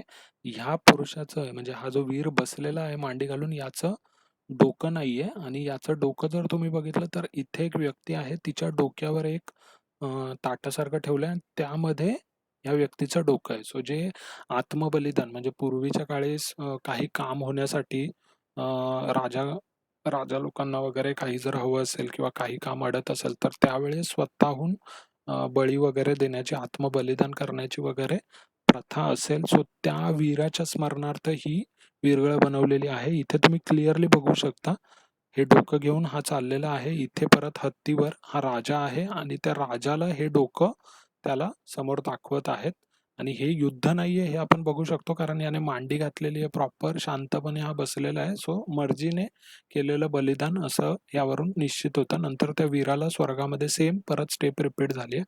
इथे देखील तुम्ही बघू शकता खाली दाखवलेलं आहे काही हे क्लिअर कळत नाही, पण इथे तुम्ही बघू शकता हात जोडून आणि प्रॉपर बसलेल्या शैलीमध्ये एक वीर आहे ज्याचं डोकं इथे हा जो व्यक्ती दाखवलाय तो व्यक्ती त्या ह्या वीराचं उडवलेलं डोकं घेऊन जात आहे.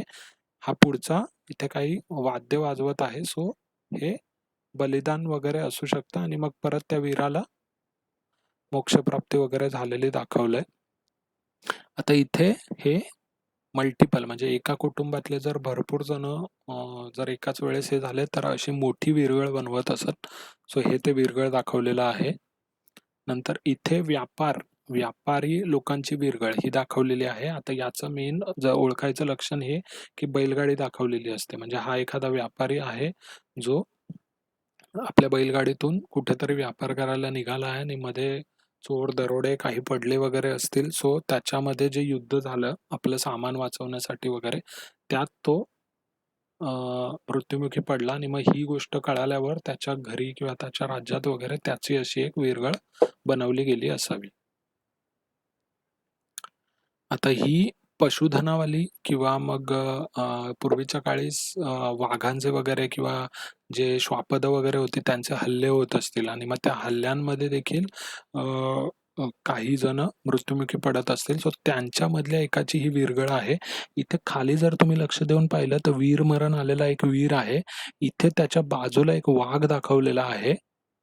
वाघासारखा एक प्राणी आणि इथे साईडला गायी दाखवलेल्या आहेत, शिंग आणि आपण बघू शकतो.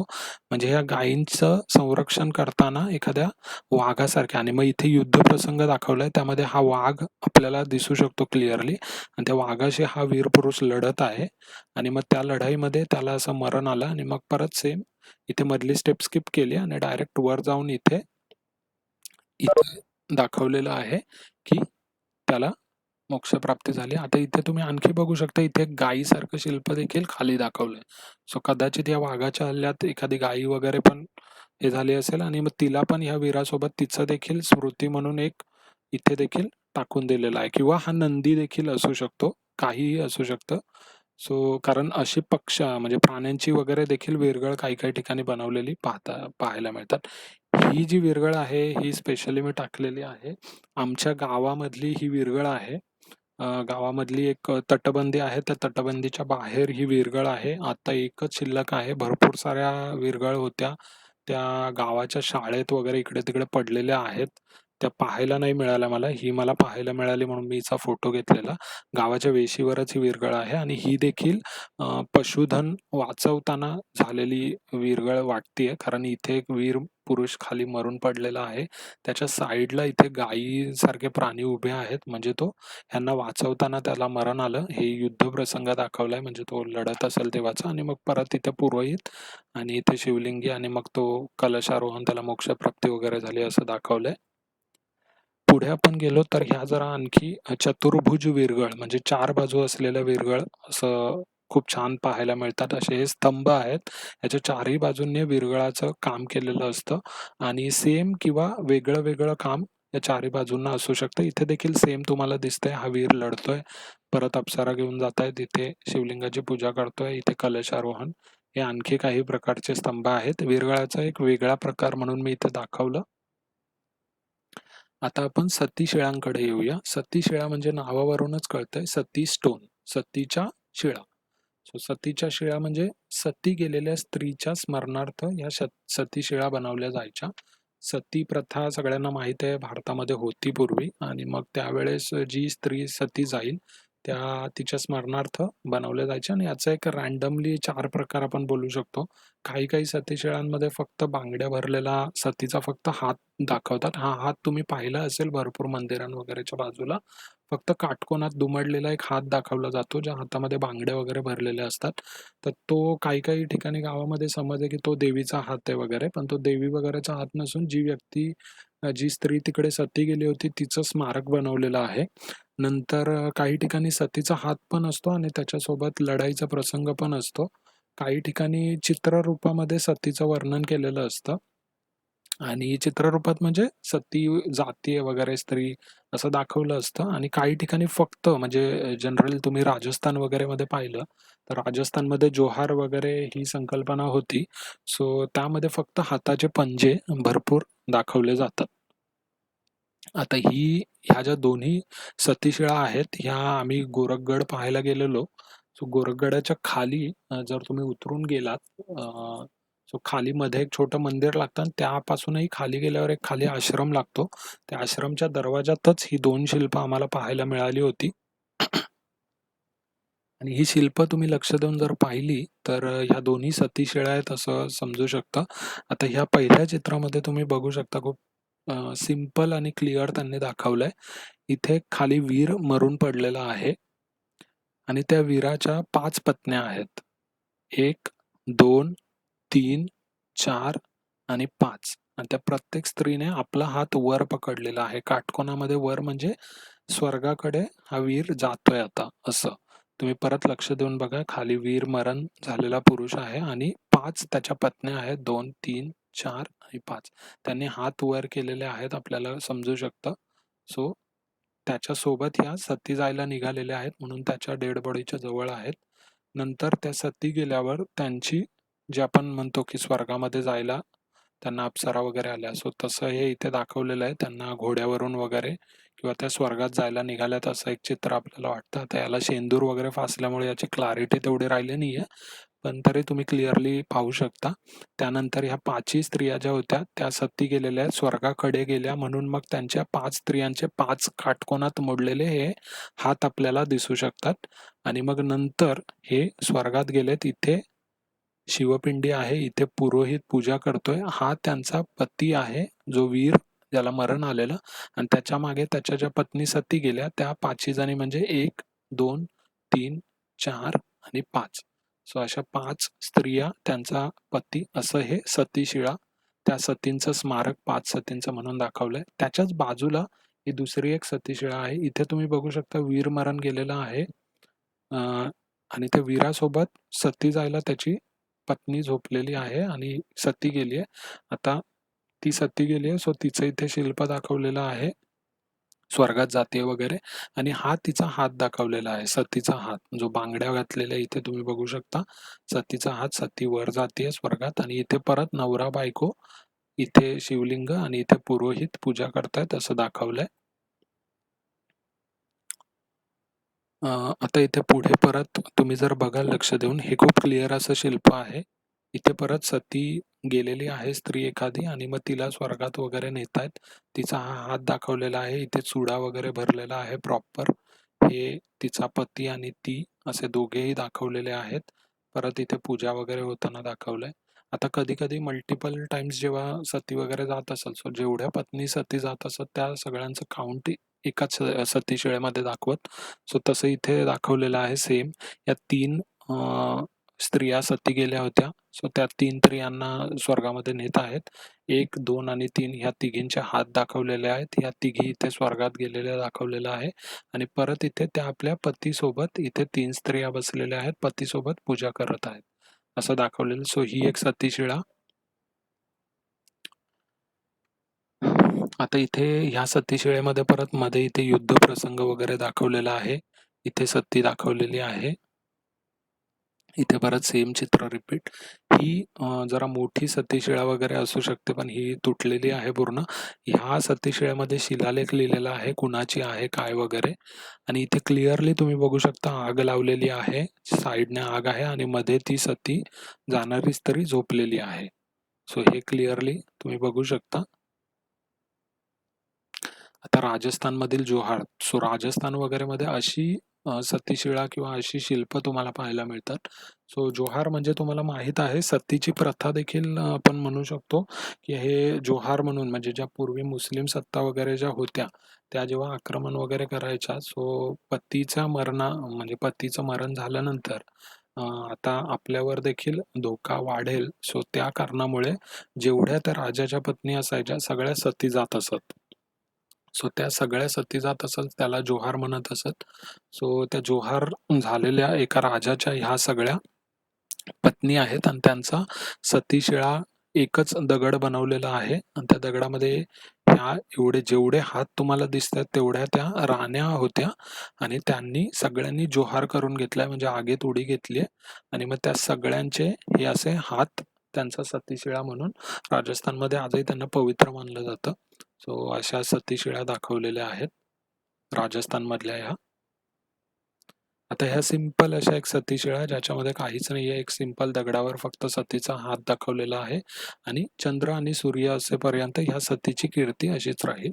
साऊथ मधली एक सतीशिळा आहे ज्यावर क्लिअरली छान असा एक शिलालेख लिहिलेला आहे. सती देखील जो हात वगैरे आहे तो प्रॉपरली इथे स्वस्तिक वगैरे दिसतंय, डिझाईन केलेली आहे, आणि शिलालेख वगैरे आहे. सो एखाद्या मोठ्या व्यक्तीच्या पत्नीची ही सतीशिळा असू शकते.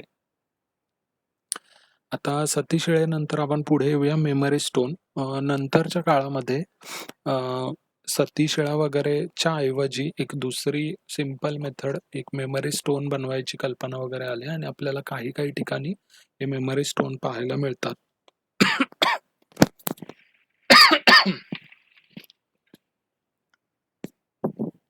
सो हे जे मेमरी स्टोन आहेत, हे जे तुम्हाला चित्रामध्ये दिसत आहेत, यांचं पण कारण तेच, कुणाच्या तरी स्मृती प्रित्यर्थ हे वासोट्याला देखील आहेत असं श्री म्हणतोय. हे जे तुम्हाला चित्रात दिसतात ते निमगिरीचा जो किल्ला आहे, त्या निमगिरीच्या किल्ल्याच्या खाली हे असे मेमरी स्टोन दिसतात. ही बाजूला जी मेमरी स्टोनची इमेज दिसते ती आपलं विशालला वगैरे माहीत असेल. आमच्याकडे पारुंडे म्हणून एक तीर्थस्थान आहे. त्या पारुंड्याच्या तिथली ही मेमरी स्टोन आहे. याच्या पुढे तुम्हाला मेमरी स्टोन दिसतायत. ते काळभैरवनाथ मंदिर आहे, तिथले आहेत. मावळ प्रांतामधलं एक काळभैरवनाथ मंदिर आहे, तिथल्या ह्या इमेजेस आहेत. सो अशा ह्या स्मृतिशिळा ज्यांना आपण म्हणू शकतो त्या आहेत. आता पुढे आणखीन एक हे सतीशिळा वगैरे यांच्या प्रकरणाशी रिलेटेड पण थोडंसं वेगळ्या उद्देशासाठी बनवलेलं असं एक गधेगळ किंवा हत्तीगळ हे असतं असं, पण ते पाहूया आता काय आहे. हे थोडं वेगळं आहे. याला शापवाणी किंवा एखादा कायदा केलाय किंवा एखादा दान दिलेलं आहे. सो ते जर तुम्ही त्याचा जर रूल मोडला, तर रूल मोडल्यानंतर काय शिक्षा होऊ शकते, अशा प्रकारचं हे गधेगळ किंवा हत्तीगळ ज्याला म्हणतात.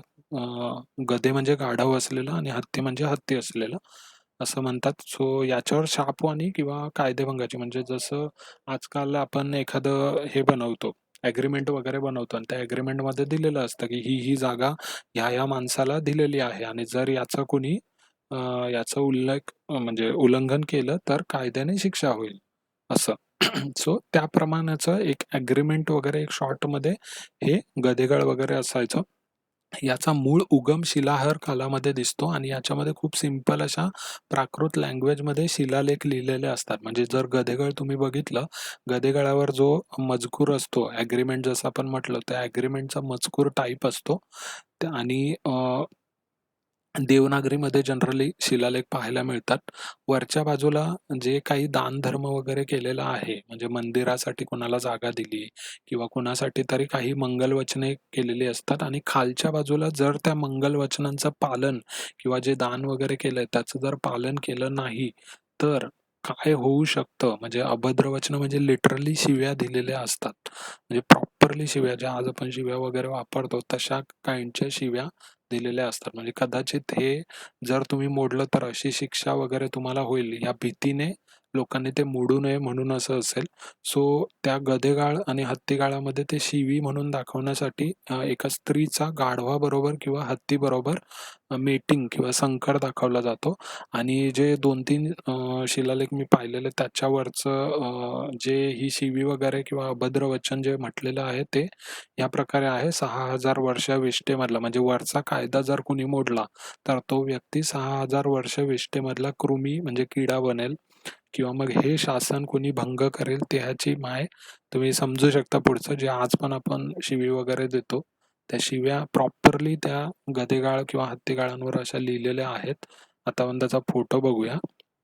हे तुम्ही बघू शकता. हे जे शासन आहे, हे जे वर लिहिलेलं आहे, हे इथे शिलालेख तुम्ही पाहू शकता.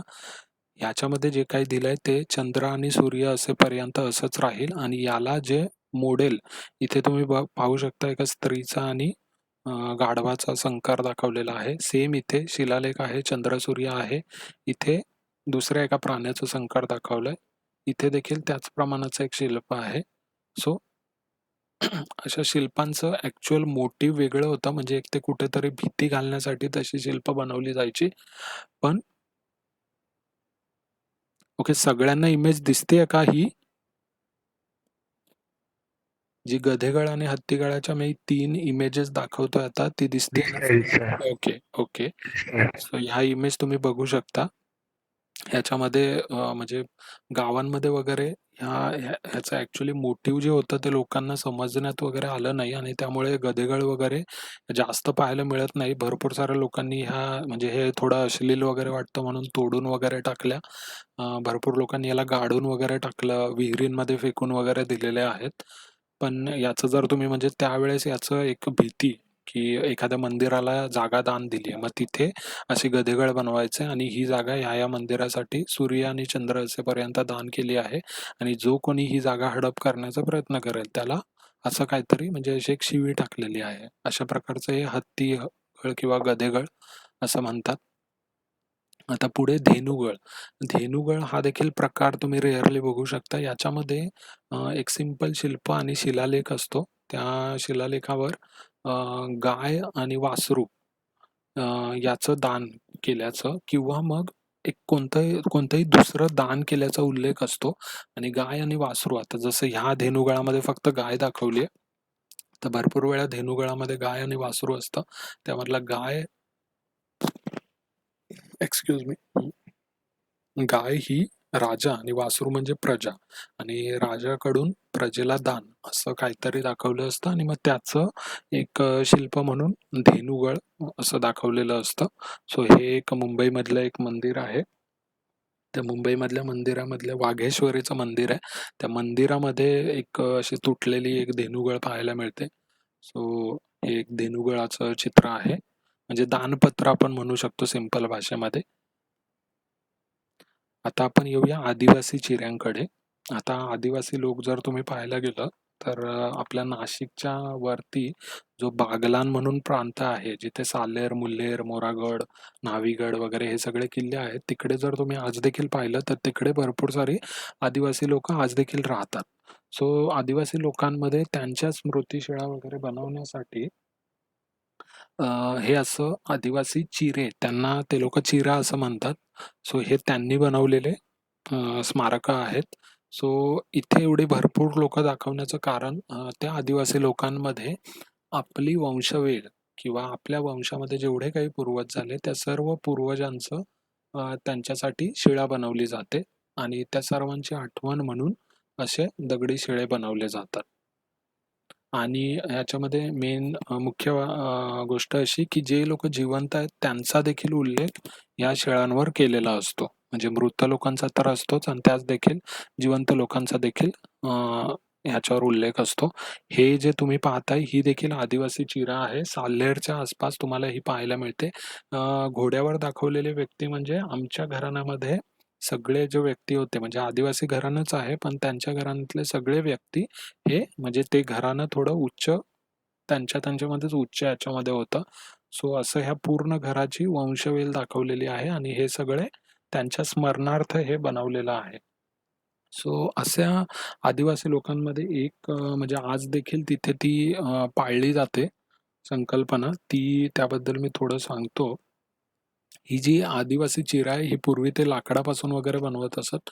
नंतर ती दगडापासून बनवायला सुरुवात झाली, आणि जी मोठी व्यक्ती आहे त्यांच्यामधली किंवा जी अशी व्यक्ती आहे जिचा वंश वाढीला लागला नाही, अशा व्यक्तींना काय करतात ते जेव्हा ती व्यक्ती मरण पावते ते लोक अग्नी देत नाहीत, ते लोक जमिनीत पुरायची पद्धत आहे तिथे. सो ते काय करतात, व्यक्ती मरण पावला की एक मोठा खड्डा करतात, त्या खड्ड्यामध्ये मीठ टाकतात भरपूर, आणि त्या मिठामध्ये त्या व्यक्तीची बॉडी टाकतात आणि पुरून घेतात प्रॉपर, आणि 1 वर्षानंतर परत ती बॉडी जमिनीतून आत काढली जाते, बाहेर काढली जाते जमिनीतून, आणि तिचं तोंड परत ओपन केलं जातं. त्या तोंडाचं सगळे दर्शन वगैरे घेतात, त्याची पूजा वगैरे करतात, सगळ्या गावाला जेवण घातलं जातं, आणि मग नंतर प्रॉपरली त्या बॉडीला परत आतमध्ये दफन केलं जातं, आणि मग त्या दफन केलेल्या बॉडीच्या ठिकाणी परत असं स्मारक वगैरे बनवलं जातं. सो त्याला आदिवासी चिरा असं म्हणतात. आता त्या आदिवासी चिऱ्यानंतर पुढे वाघदेव हा एक प्रकार आदिवासी ठिकाणी आपल्याला भरपूर पाहायला मिळतो. सो वाघदेव म्हणजे काय, तर वाघ हा एक हिंस्र प्राणी आपल्याला माहीतच आहे, सगळे श्वापद वगैरे, आणि आदिवासी लोक ज्यांचं जंगलामध्ये जास्त वावर असायचा, त्यांना आपल्या डेली त्यांचं जे येण्या जाण्याचं किंवा त्यांचे जे काही पूर्ण राहणसहान होती ती जंगलातच असायची, आणि त्यांच्या प्राण्यांना म्हणा किंवा मग त्यांना स्वतःला देखील म्हणा, जे जंगली श्वापद असायचे त्यांच्यापासून भीती ऑलवेज असायची. सो मग कुठेतरी त्या वाघाला देव मानून त्याची पूजा केली, तर त्याची पूजा केल्यानंतर आपल्याला त्याच्यापासून हानी होणार नाही, संरक्षण मिळेल, असं. येस. असं कुठेतरी हे असतं, म्हणून त्यामुळे एक वाघदेवांची अशी निर्मिती केली जाते. काही ठिकाणी हे लाकडी तुम्हाला आज देखील पाहायला मिळतात, काही ठिकाणी दगडी पाहायला मिळतात, आणि आजकाल आदिवासी लोकांनी प्रॉपर सिमेंटचा वापर वगैरे करून वाघाची एक मूर्तीच बनवतात ते लोकं, आणि त्यालाच वाघदेव वगैरे म्हणतात. सो त्याच्यावर देखील एक वाघाचं इथे शिल्प, खाली नागाचं शिल्प वगैरे असतं, सूर्य, चंद्र वगैरे हे दाखवतात. सो हे वाघदेव म्हणून आदिवासी जमातींमध्ये ही संकल्पना आपल्याला पाहायला मिळते. इथे देखील नाग, इथे वाघ दाखवलेला आहे, हा वाघदेव वगैरे हे असं दाखवलेलं आहे. आता जर तुम्ही बघाल, ही जी आहे ही आपण न्हावीगड म्हणून जो आहे बागलाण प्रांतात, तिकडे जाताना लागणारं वाघशिल्प आहे. नंतर भिलाईगड आणि पेमगिरी, हे भिलाईगडकडे जाणारं शिल्प आहे आणि हे पेमगिरीच्या इथे असलेलं वाघदेवाचं शिल्प आहे, हे तुम्ही बघू शकता. आणि ह्या वाघदेवांची आदिवासी लोक जी वाघ बारसी असते त्या मुहूर्ताला यांची पूजा वगैरे करतात, ते दिलेलं आहे. नंतर आता आपण पुढे येऊया. आता परकीय राज्यसत्तांची शिल्पे. आपल्या इकडे भारतामध्ये जनरली इंग्रज झाले, सिद्धी झाले, फ्रेंच, पोर्तुगीज, डच या परकीय राज्यसत्ता होत्या. त्यामधले पाहायला गेलं तर इंग्रज आणि पोर्तुगीज यांनी भरपूर वर्ष आपल्याकडे राज्य केलं. पोर्तुगीजांनी भरपूर आधीच किल्ले वगैरे बांधलेले होते आणि पोर्तुगीजांच्या किल्ल्यांवर आपल्याला मेनली त्यांच्या राज्यशिल्पांचा वगैरे राज्यचिन्हांचा वगैरे उल्लेख आढळतो. इंग्रजांनी एक तर मुळातच इंग्रजांनी बांधलेले किल्ले खूप निवडक आहेत. त्याच्यापैकी भरपूर सारे किल्ले आता पडझड वगैरे झाली आहे किंवा त्यांचं ट्रान्सफॉर्मेशन वगैरे झालंय. पण पोर्तुगीजांचे जे भरपूर सारे किल्ले आहेत, वसईचा किल्ला, रेवदंडा, कोर्लई किल्ला, किंवा पोर्तुगीजांचा जो प्रांत होता चौल, दक्षिण कोकण आणि गोवा, इथल्या भरपूर साऱ्या चर्चेस किंवा मग किल्ल्यांवर आपल्याला राज्यसत्तांची शिल्पे शिल्पे पाहायला मिळतात. तर पोर्तुगीजांच्या किल्ल्यांवर जनरली त्यांचं कोट ऑफ आर्म्स हे पाहायला मिळतं आणि ब्रिटिशांचं पाहायला गेलं तर त्यांचं दगडी शिल्प कुठे पाहायला मिळत नाही. पण त्यांच्या ब्रिटिशकालीन ज्या तोफा आहेत, त्या तोफांवर त्यांचं जे चिन्ह पाहायला मिळतं, त्या चिन्हाबद्दलही मी थोडं सांगेल. ते रॉयल सायफर म्हणून त्याला म्हणतात. आता वसई, रेवदंडा आणि कोर्लई किल्ला याच्याबद्दल आपण बघूया थोडंसं. पुढे जाऊया. आता हे चिन्ह जे आहे ते मी पहिलं ब्रिटिशकालीन तोफांवरच्या चिन्हाबद्दल सांगतो. ही जी इमेज आहे ही रायगडावर जी एक ब्रिटिशकालीन तोफ आहे त्याची आहे. इथे हे इमेज थोडी गंजून वगैरे गेल्यामुळे ही थोडी डिस्ट्रॉर्ट झाली आहे. पण तरी तुम्ही इथे क्राऊन पाहू शकता एक रफ. इथे तुम्हाला एक जी आणि आर असा सिम्बॉल मिळतोय. इथे काउंट आहे, नंबर आहे काहीतरी, पण तो कळून येत नाहीये एक्झॅक्टली. तो 3 असावा मोस्ट ऑफ. आम्ही जेव्हा पाहिलं होतं, सो आम्ही आता गेलेलो तेव्हाचा हा फोटो आहे. ही दुसरी इमेज फुल क्लिअर आहे. ही इमेज सोलापूरचा जो भुईकोट किल्ला आहे, त्या भुईकोट किल्ल्यामध्ये एक ब्रिटिशकालीन तोफ आहे, त्या तोफेची आहे. इथे तुम्हाला क्लिअरली ही इमेज दिसतीये. सो इथे तुम्ही बघू शकता जी आणि हा आर आणि इथे 3 लिहिलेलं आहे आणि वर क्राऊन आहे. सो हे जे रॉयल सायफेर, हे ब्रिटिशांचं रॉयल सायफेर आहे. तुम्ही जर इंटरनेटवर गेलात तर तुम्हाला आणखी माहिती मिळेलच. आणि याचा अर्थ आम्ही जेव्हा रायगडावर होतो तेव्हा आम्ही ग्रेट रॉयल किंवा मग ब्रिटिश रॉयल याला बी समजून ब्रिटिश ग्रेट रॉयल वगैरे असे अंदाज करत होतो. पण आज थोडी माहिती शोधताना मला याचा खरा अर्थ कळाला. याचा अर्थ आहे, हे रॉयल सायफर म्हणजे राजचिन्ह आहे त्यांचं. हा तिथला किंग किंवा क्वीन त्याचा मुकुट हा दाखवलेला आहे. आणि ह्या सायफर, हे जे सायफर आहे त्याचा अर्थ जर पाहायला गेलात तुम्ही, तर हा जो आर आहे, या आर शब्दाचा अर्थ होतो लॅटिनमध्ये रेक्स किंवा रेजिना. रेक्स म्हणजे राजा आणि आर फॉर रेजिना म्हणजे क्वीन. म्हणजे आर फॉर लेक्स म्हणजे किंग आणि रेजिना म्हणजे क्वीन. सो ह्या आरचा अर्थ होतो राजा किंवा राणी. जी जी हे तिथल्या राजाचं किंवा राणीचं नाव आहे. सो तुम्ही भरपूर साऱ्या जर ब्रिटिशकालीन राजसत्तांची चिन्ह पाहिली किंवा इन फ्युचर पुढे पाहायला मिळाली, सो जर इथे जी असेल, सो जीचा अर्थ आहे जॉर्ज, किंग जॉर्ज याचा हा सिम्बॉल आहे. आर फॉर किंग झालं रेक्स म्हणून आणि जी फॉर जॉर्ज झालं. सो किंग जॉर्ज तिसरा, किंग जॉर्ज थर्ड याचं हे चिन्ह आहे. सो असंच तुम्हाला भरपूर साऱ्या ठिकाणी ई आर असं पाहायला मिळतं. E R, so E R म्हणजे Elizabeth queen. So queen Elizabeth आणि इथे त्यांचा नंबर असतो. आता हे GR3, तसं GR4, GR5, GR1 वगैरे अशी वेगळी वेगळी तुम्हाला चिन्ह पाहायला मिळतात. तसंच किंग एडवर्ड ह्याचं देखील चिन्ह तुम्हाला पाहायला मिळतं. सो असं याला रॉयल सायफर म्हणतात. ह्याचं असा अर्थ काढण्यात येतो. तर आपण पुढे जाऊया. आता हे पोर्तुगीजांच्या किल्ल्यांकडे आपण येऊया. हे पोर्तुगीजांचं तुम्हाला आता शिल्प दिसतंय. पोर्तुगीजांच्या भरपूर म्हणजे इथे जे किल्ले आहेत, वसईचा किल्ला झाला, रेवदंड्याचा किल्ला झाला, कोर्लईचा किल्ला झाला, गोव्यामध्ये काही ठिकाणं झाली. सो तिथे तुम्हाला ही शिल्प पाहायला मिळतात. सो याचा अर्थ काय आहे ते मी थोडं एक समजावून सांगतो. हे कोट ऑफ आर्म्स आहे, म्हणजे जी आर्मी वगैरे असते त्यांचं एक चिन्ह वगैरे असतं प्रॉपर तिथल्या राजसत्तेच्या वगैरे आर्मीचं वगैरे. सो ते तसं हे पोर्तुगीजांचं कोट ऑफ आर्म्स आहे.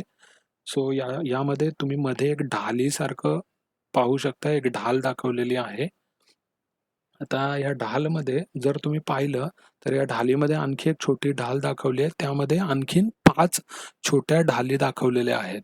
आणि साईडला हे जर तुम्ही पाहिले तर हे 7 किल्ले दाखवलेले आहेत. हे छोटे छोटे किल्ले 7 आहेत. हे 7 किल्ले, या 5 ढाली आणि ही एक मोठी ढाल असं दाखवलेलं आहे. सो याचा अर्थ असा सांगतात की जो पोर्तुगीजांचा राजा होता अल्फॉन्सो वन, त्या अल्फॉन्सो वन राजाने 5 मुरिश राजांना हरवलं होतं. सो त्या 5 मुरिश राजांना हरवलं म्हणून ह्या 5 ढाली इथे दाखवल्या जातात. आणि त्या 5 ढालींवर जर तुम्ही बघाल तर 5-5 डॉट्स आहेत. म्हणजे वर आलेले डॉट्स आहेत ते. तर ते 5 डॉट्स म्हणजे ज्या येशू ख्रिस्तांना जेव्हा सुळीवर चढवलेलं तेव्हा त्यांना झालेल्या 5 जखमा, त्यांचं प्रतीक म्हणून हे 5 डॉट्स दाखवलेले आहेत. सो हे 5 ढाली म्हणजे अल्फॉन्सो वन राजाने मुरिश राजांवर मिळवलेला विजय त्याचं प्रतीक म्हणून.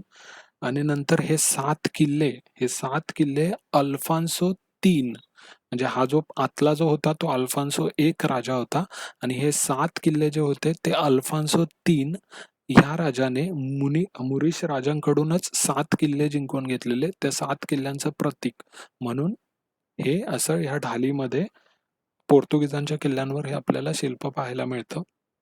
साईडला तुम्हाला इथे अर्थ ग्लोब, जो आपला पृथ्वीचा गोळा आहे तो पाहायला मिळतोय. याच्यावर अक्षांश आणि रेखांश काढलेले आहेत आणि एक आडवी अशी पट्टी गेलेली आहे. सो ह्या शिल्पाचा अर्थ असा होतो की पोर्तुगीज किंग मॅन्युअल ह्याचं हे राज्यचिन्ह होतं. पोर्तुगीज किंग मॅन्युअल होता, त्याचं हे राज्यचिन्ह होतं. आणि याचा अर्थ असा होतो की पोर्तुगीज सत्ता ही नवीन भूमीच्या शोधात आहे. म्हणून इथे पृथ्वी दाखवली आणि हा जो ॲरो मारलेला आहे तो म्हणजे आम्ही नवीन भूमीच्या शोधात आहोत. सो याचा अर्थ हा असा होतो. याला आर्मिलरी स्पियर म्हणतात, पोर्तुगीजांचं आर्मिलरी स्पियर. आणि हे तुम्ही बघू शकता, हे क्रॉसचं चिन्ह दाखवलेलं आहे. हे देखील तुम्हाला भरपूर साऱ्या ठिकाणी ही तिन्ही शिल्प एकत्र किंवा वेगळी वेगळी अशी तुम्हाला पाहायला मिळतात. हे वसईच्या किल्ल्यावरचं एक चिन्ह आहे. आता आपण पुढे जाऊया आणखी. हे ज्यांनी अशेरीगड फिरला असेल त्यांनी पाहिलं असेल. बघा आता इथे परत सेम स्टोरी रिपीट होतीये. पोर्तुगीजांनी बांधलेला अशेरीगड होता. 1, 2, 3, 4, 5, 6, 7 हे 7 किल्ले, मध्ये एक छोटी ढाल, परत त्याच्यावर 5 हे दाखवलेले आहेत आणि परत 5च्या आतमध्ये 5 आणि हा त्यांचा क्राऊन दाखवलेला आहे. सो अशेरीगडावरचं हे एक शिल्प आहे. नंतर परत इथे पुढे हे आय थिंक कोर्लई गडावरचं हे शिल्प आहे. इथे पण सेम स्टोरी रिपीट होते. 1, 2, 3, 4, 5, 6, 7 इथे मध्ये परत हे वर क्राऊन दाखवलेलं आहे आणि साईडला असं म्हणतात ऑलिव्हची पानं आहेत असं म्हटलं जातं. नंतर हे रेवदंडा किल्ल्यावरचं खूप छान असं स्मारक आहे, आपल्याला पाहायला मिळतं. झाडाच्या आतमध्ये वगैरे गेलंय. इथे तुम्ही बघू शकता क्राऊन खूप छान कार्व केलेला आहे आणि इथे परत लक्ष देऊन जर पाहिलं तुम्ही तर परत तेच कोट ऑफ आर्म्स पोर्तुगीजांचं बनवलेलं आपल्याला दिसतं. सो अशा प्रकारे ही आपल्याला किल्ल्यांच्या अवतीभवती आपल्याला जी दगडी शिल्प पाहायला मिळतात ती आपण बघितली. ही काही अवांतर आपल्या कोकणामध्ये वगैरे आता एक उत्खनन वगैरे मागच्या 5-6 वर्षात चालली आहेत आणि ही भरपूर जुनी शिल्प वगैरे असं इथे एक मानवी शिल्प वगैरे तुम्हाला पाहायला मिळतंय. नंतर मग हे एक आपली साताऱ्यामध्ये बारामतीची विहीर आहे. त्या विहिरीच्या तोंडावर असं एक शिल्प, आता हे कमलपुष्प पण म्हणता नाही येणार, सर्क्युलर केलेलं आहे. अशी एक डिझाईन वगैरे असं शिल्प बनवलंय. नंतर चांगवाटेश्वर मंदिर आहे. तिथे एक जमिनीमध्ये असं एक शिल्प बनवलंय. इथे तुम्ही बघू शकता पादुकांसारखं इथे बनवलेलं आहे. पूर्ण सगळ्या बाजूने. इथे मध्ये शिवलिंग आहे. हे हत्तीचं एक दगडामध्ये कोरलेलं शिल्प आहे. नंतर हे एक ह्युमन फिगर काढलेली आहे. इथे देखील काहीतरी ह्या सगळ्या कोकणामध्ये मिळालेल्या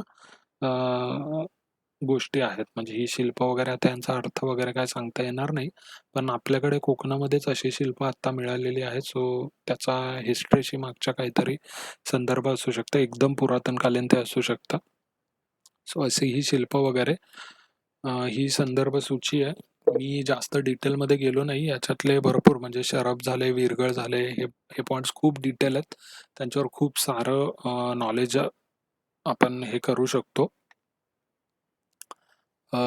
अजिंक्य ताऱ्यावरचं शिल्प तेच दरवाजावर मगाशी जे म्हणजे माझ्याकडे जेवढे मला इंटरनेटवरून फोटो मिळाले त्यावर मला अजिंक्य ताऱ्यावरचं श्री तेच सांगतोय. तिथे एक फॅमिली वगैरे दाखवलेली आहे आणि भरपूर अजिंक्य ताराच्या एंट्रन्सवर भरपूर काही बारीक बारीक कार्विंग केलेलं आहे.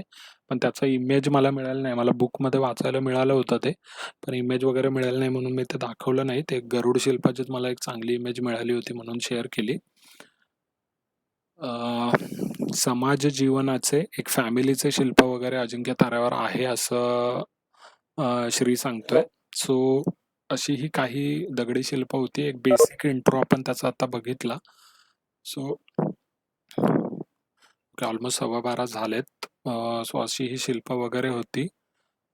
ह्याबद्दल आता ऑलमोस्ट 2 तास झालेत आणि स्टार्टिंगला जो टेक्निकल इश्यू झाला त्यामुळे थोडा वेळ आपला गेला एक्स्ट्रा. हे माझे रेफरन्सेस आहेत आणि बाकी इंटरनेट आणि आम्ही ट्रेकला वगैरे जे गेलेलो मयूर वगैरे त्यांच्याकडून काही इमेजेस वगैरे मी टाकल्या होत्या. इंटरनेटवरून भरपूर इमेजेस घेतल्या होत्या. काही ब्लॉग्स वगैरे वाचले त्यावरच्या इमेजेस होत्या. क्वेश्चन्स जे काही तुम्हाला असतील एक 5च मिनिटं आपण कंटिन्यू करू. 5 मिनिटांनी शार्प आपण बंद करू. जे एक्स्ट्रा क्वेश्चन असतील ते आपण नंतर घेऊ मग. सो काही असेल कमेंट्स वगैरे तर आत्ता सांगा आणि आपण एक 2-3 मिनिटात एक 5 मिनिटात आपण बंद करूया सेशन.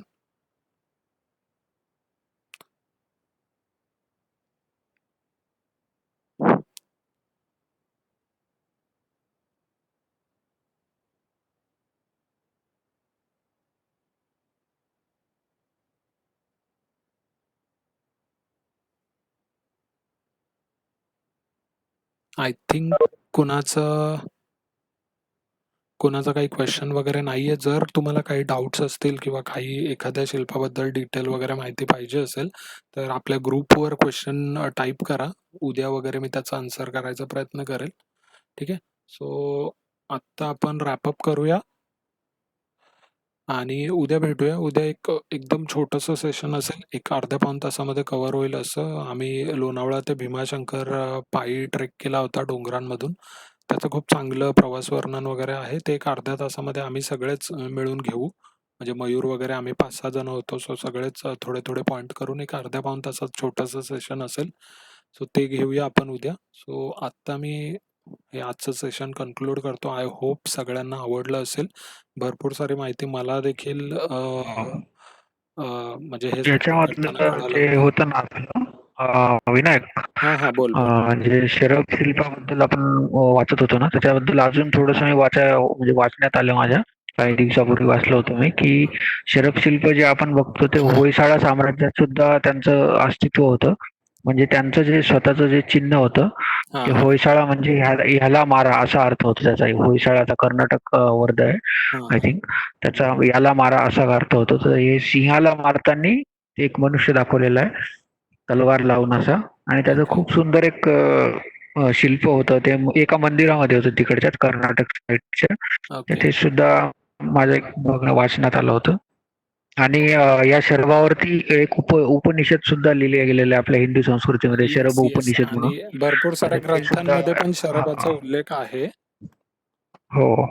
त्याच्यामुळे अर्थात हे खूप जुनं आहे आणि याचा डायरेक्ट असं कोरिलेशन हिंदू संस्कृतीशी नाहीच आहे.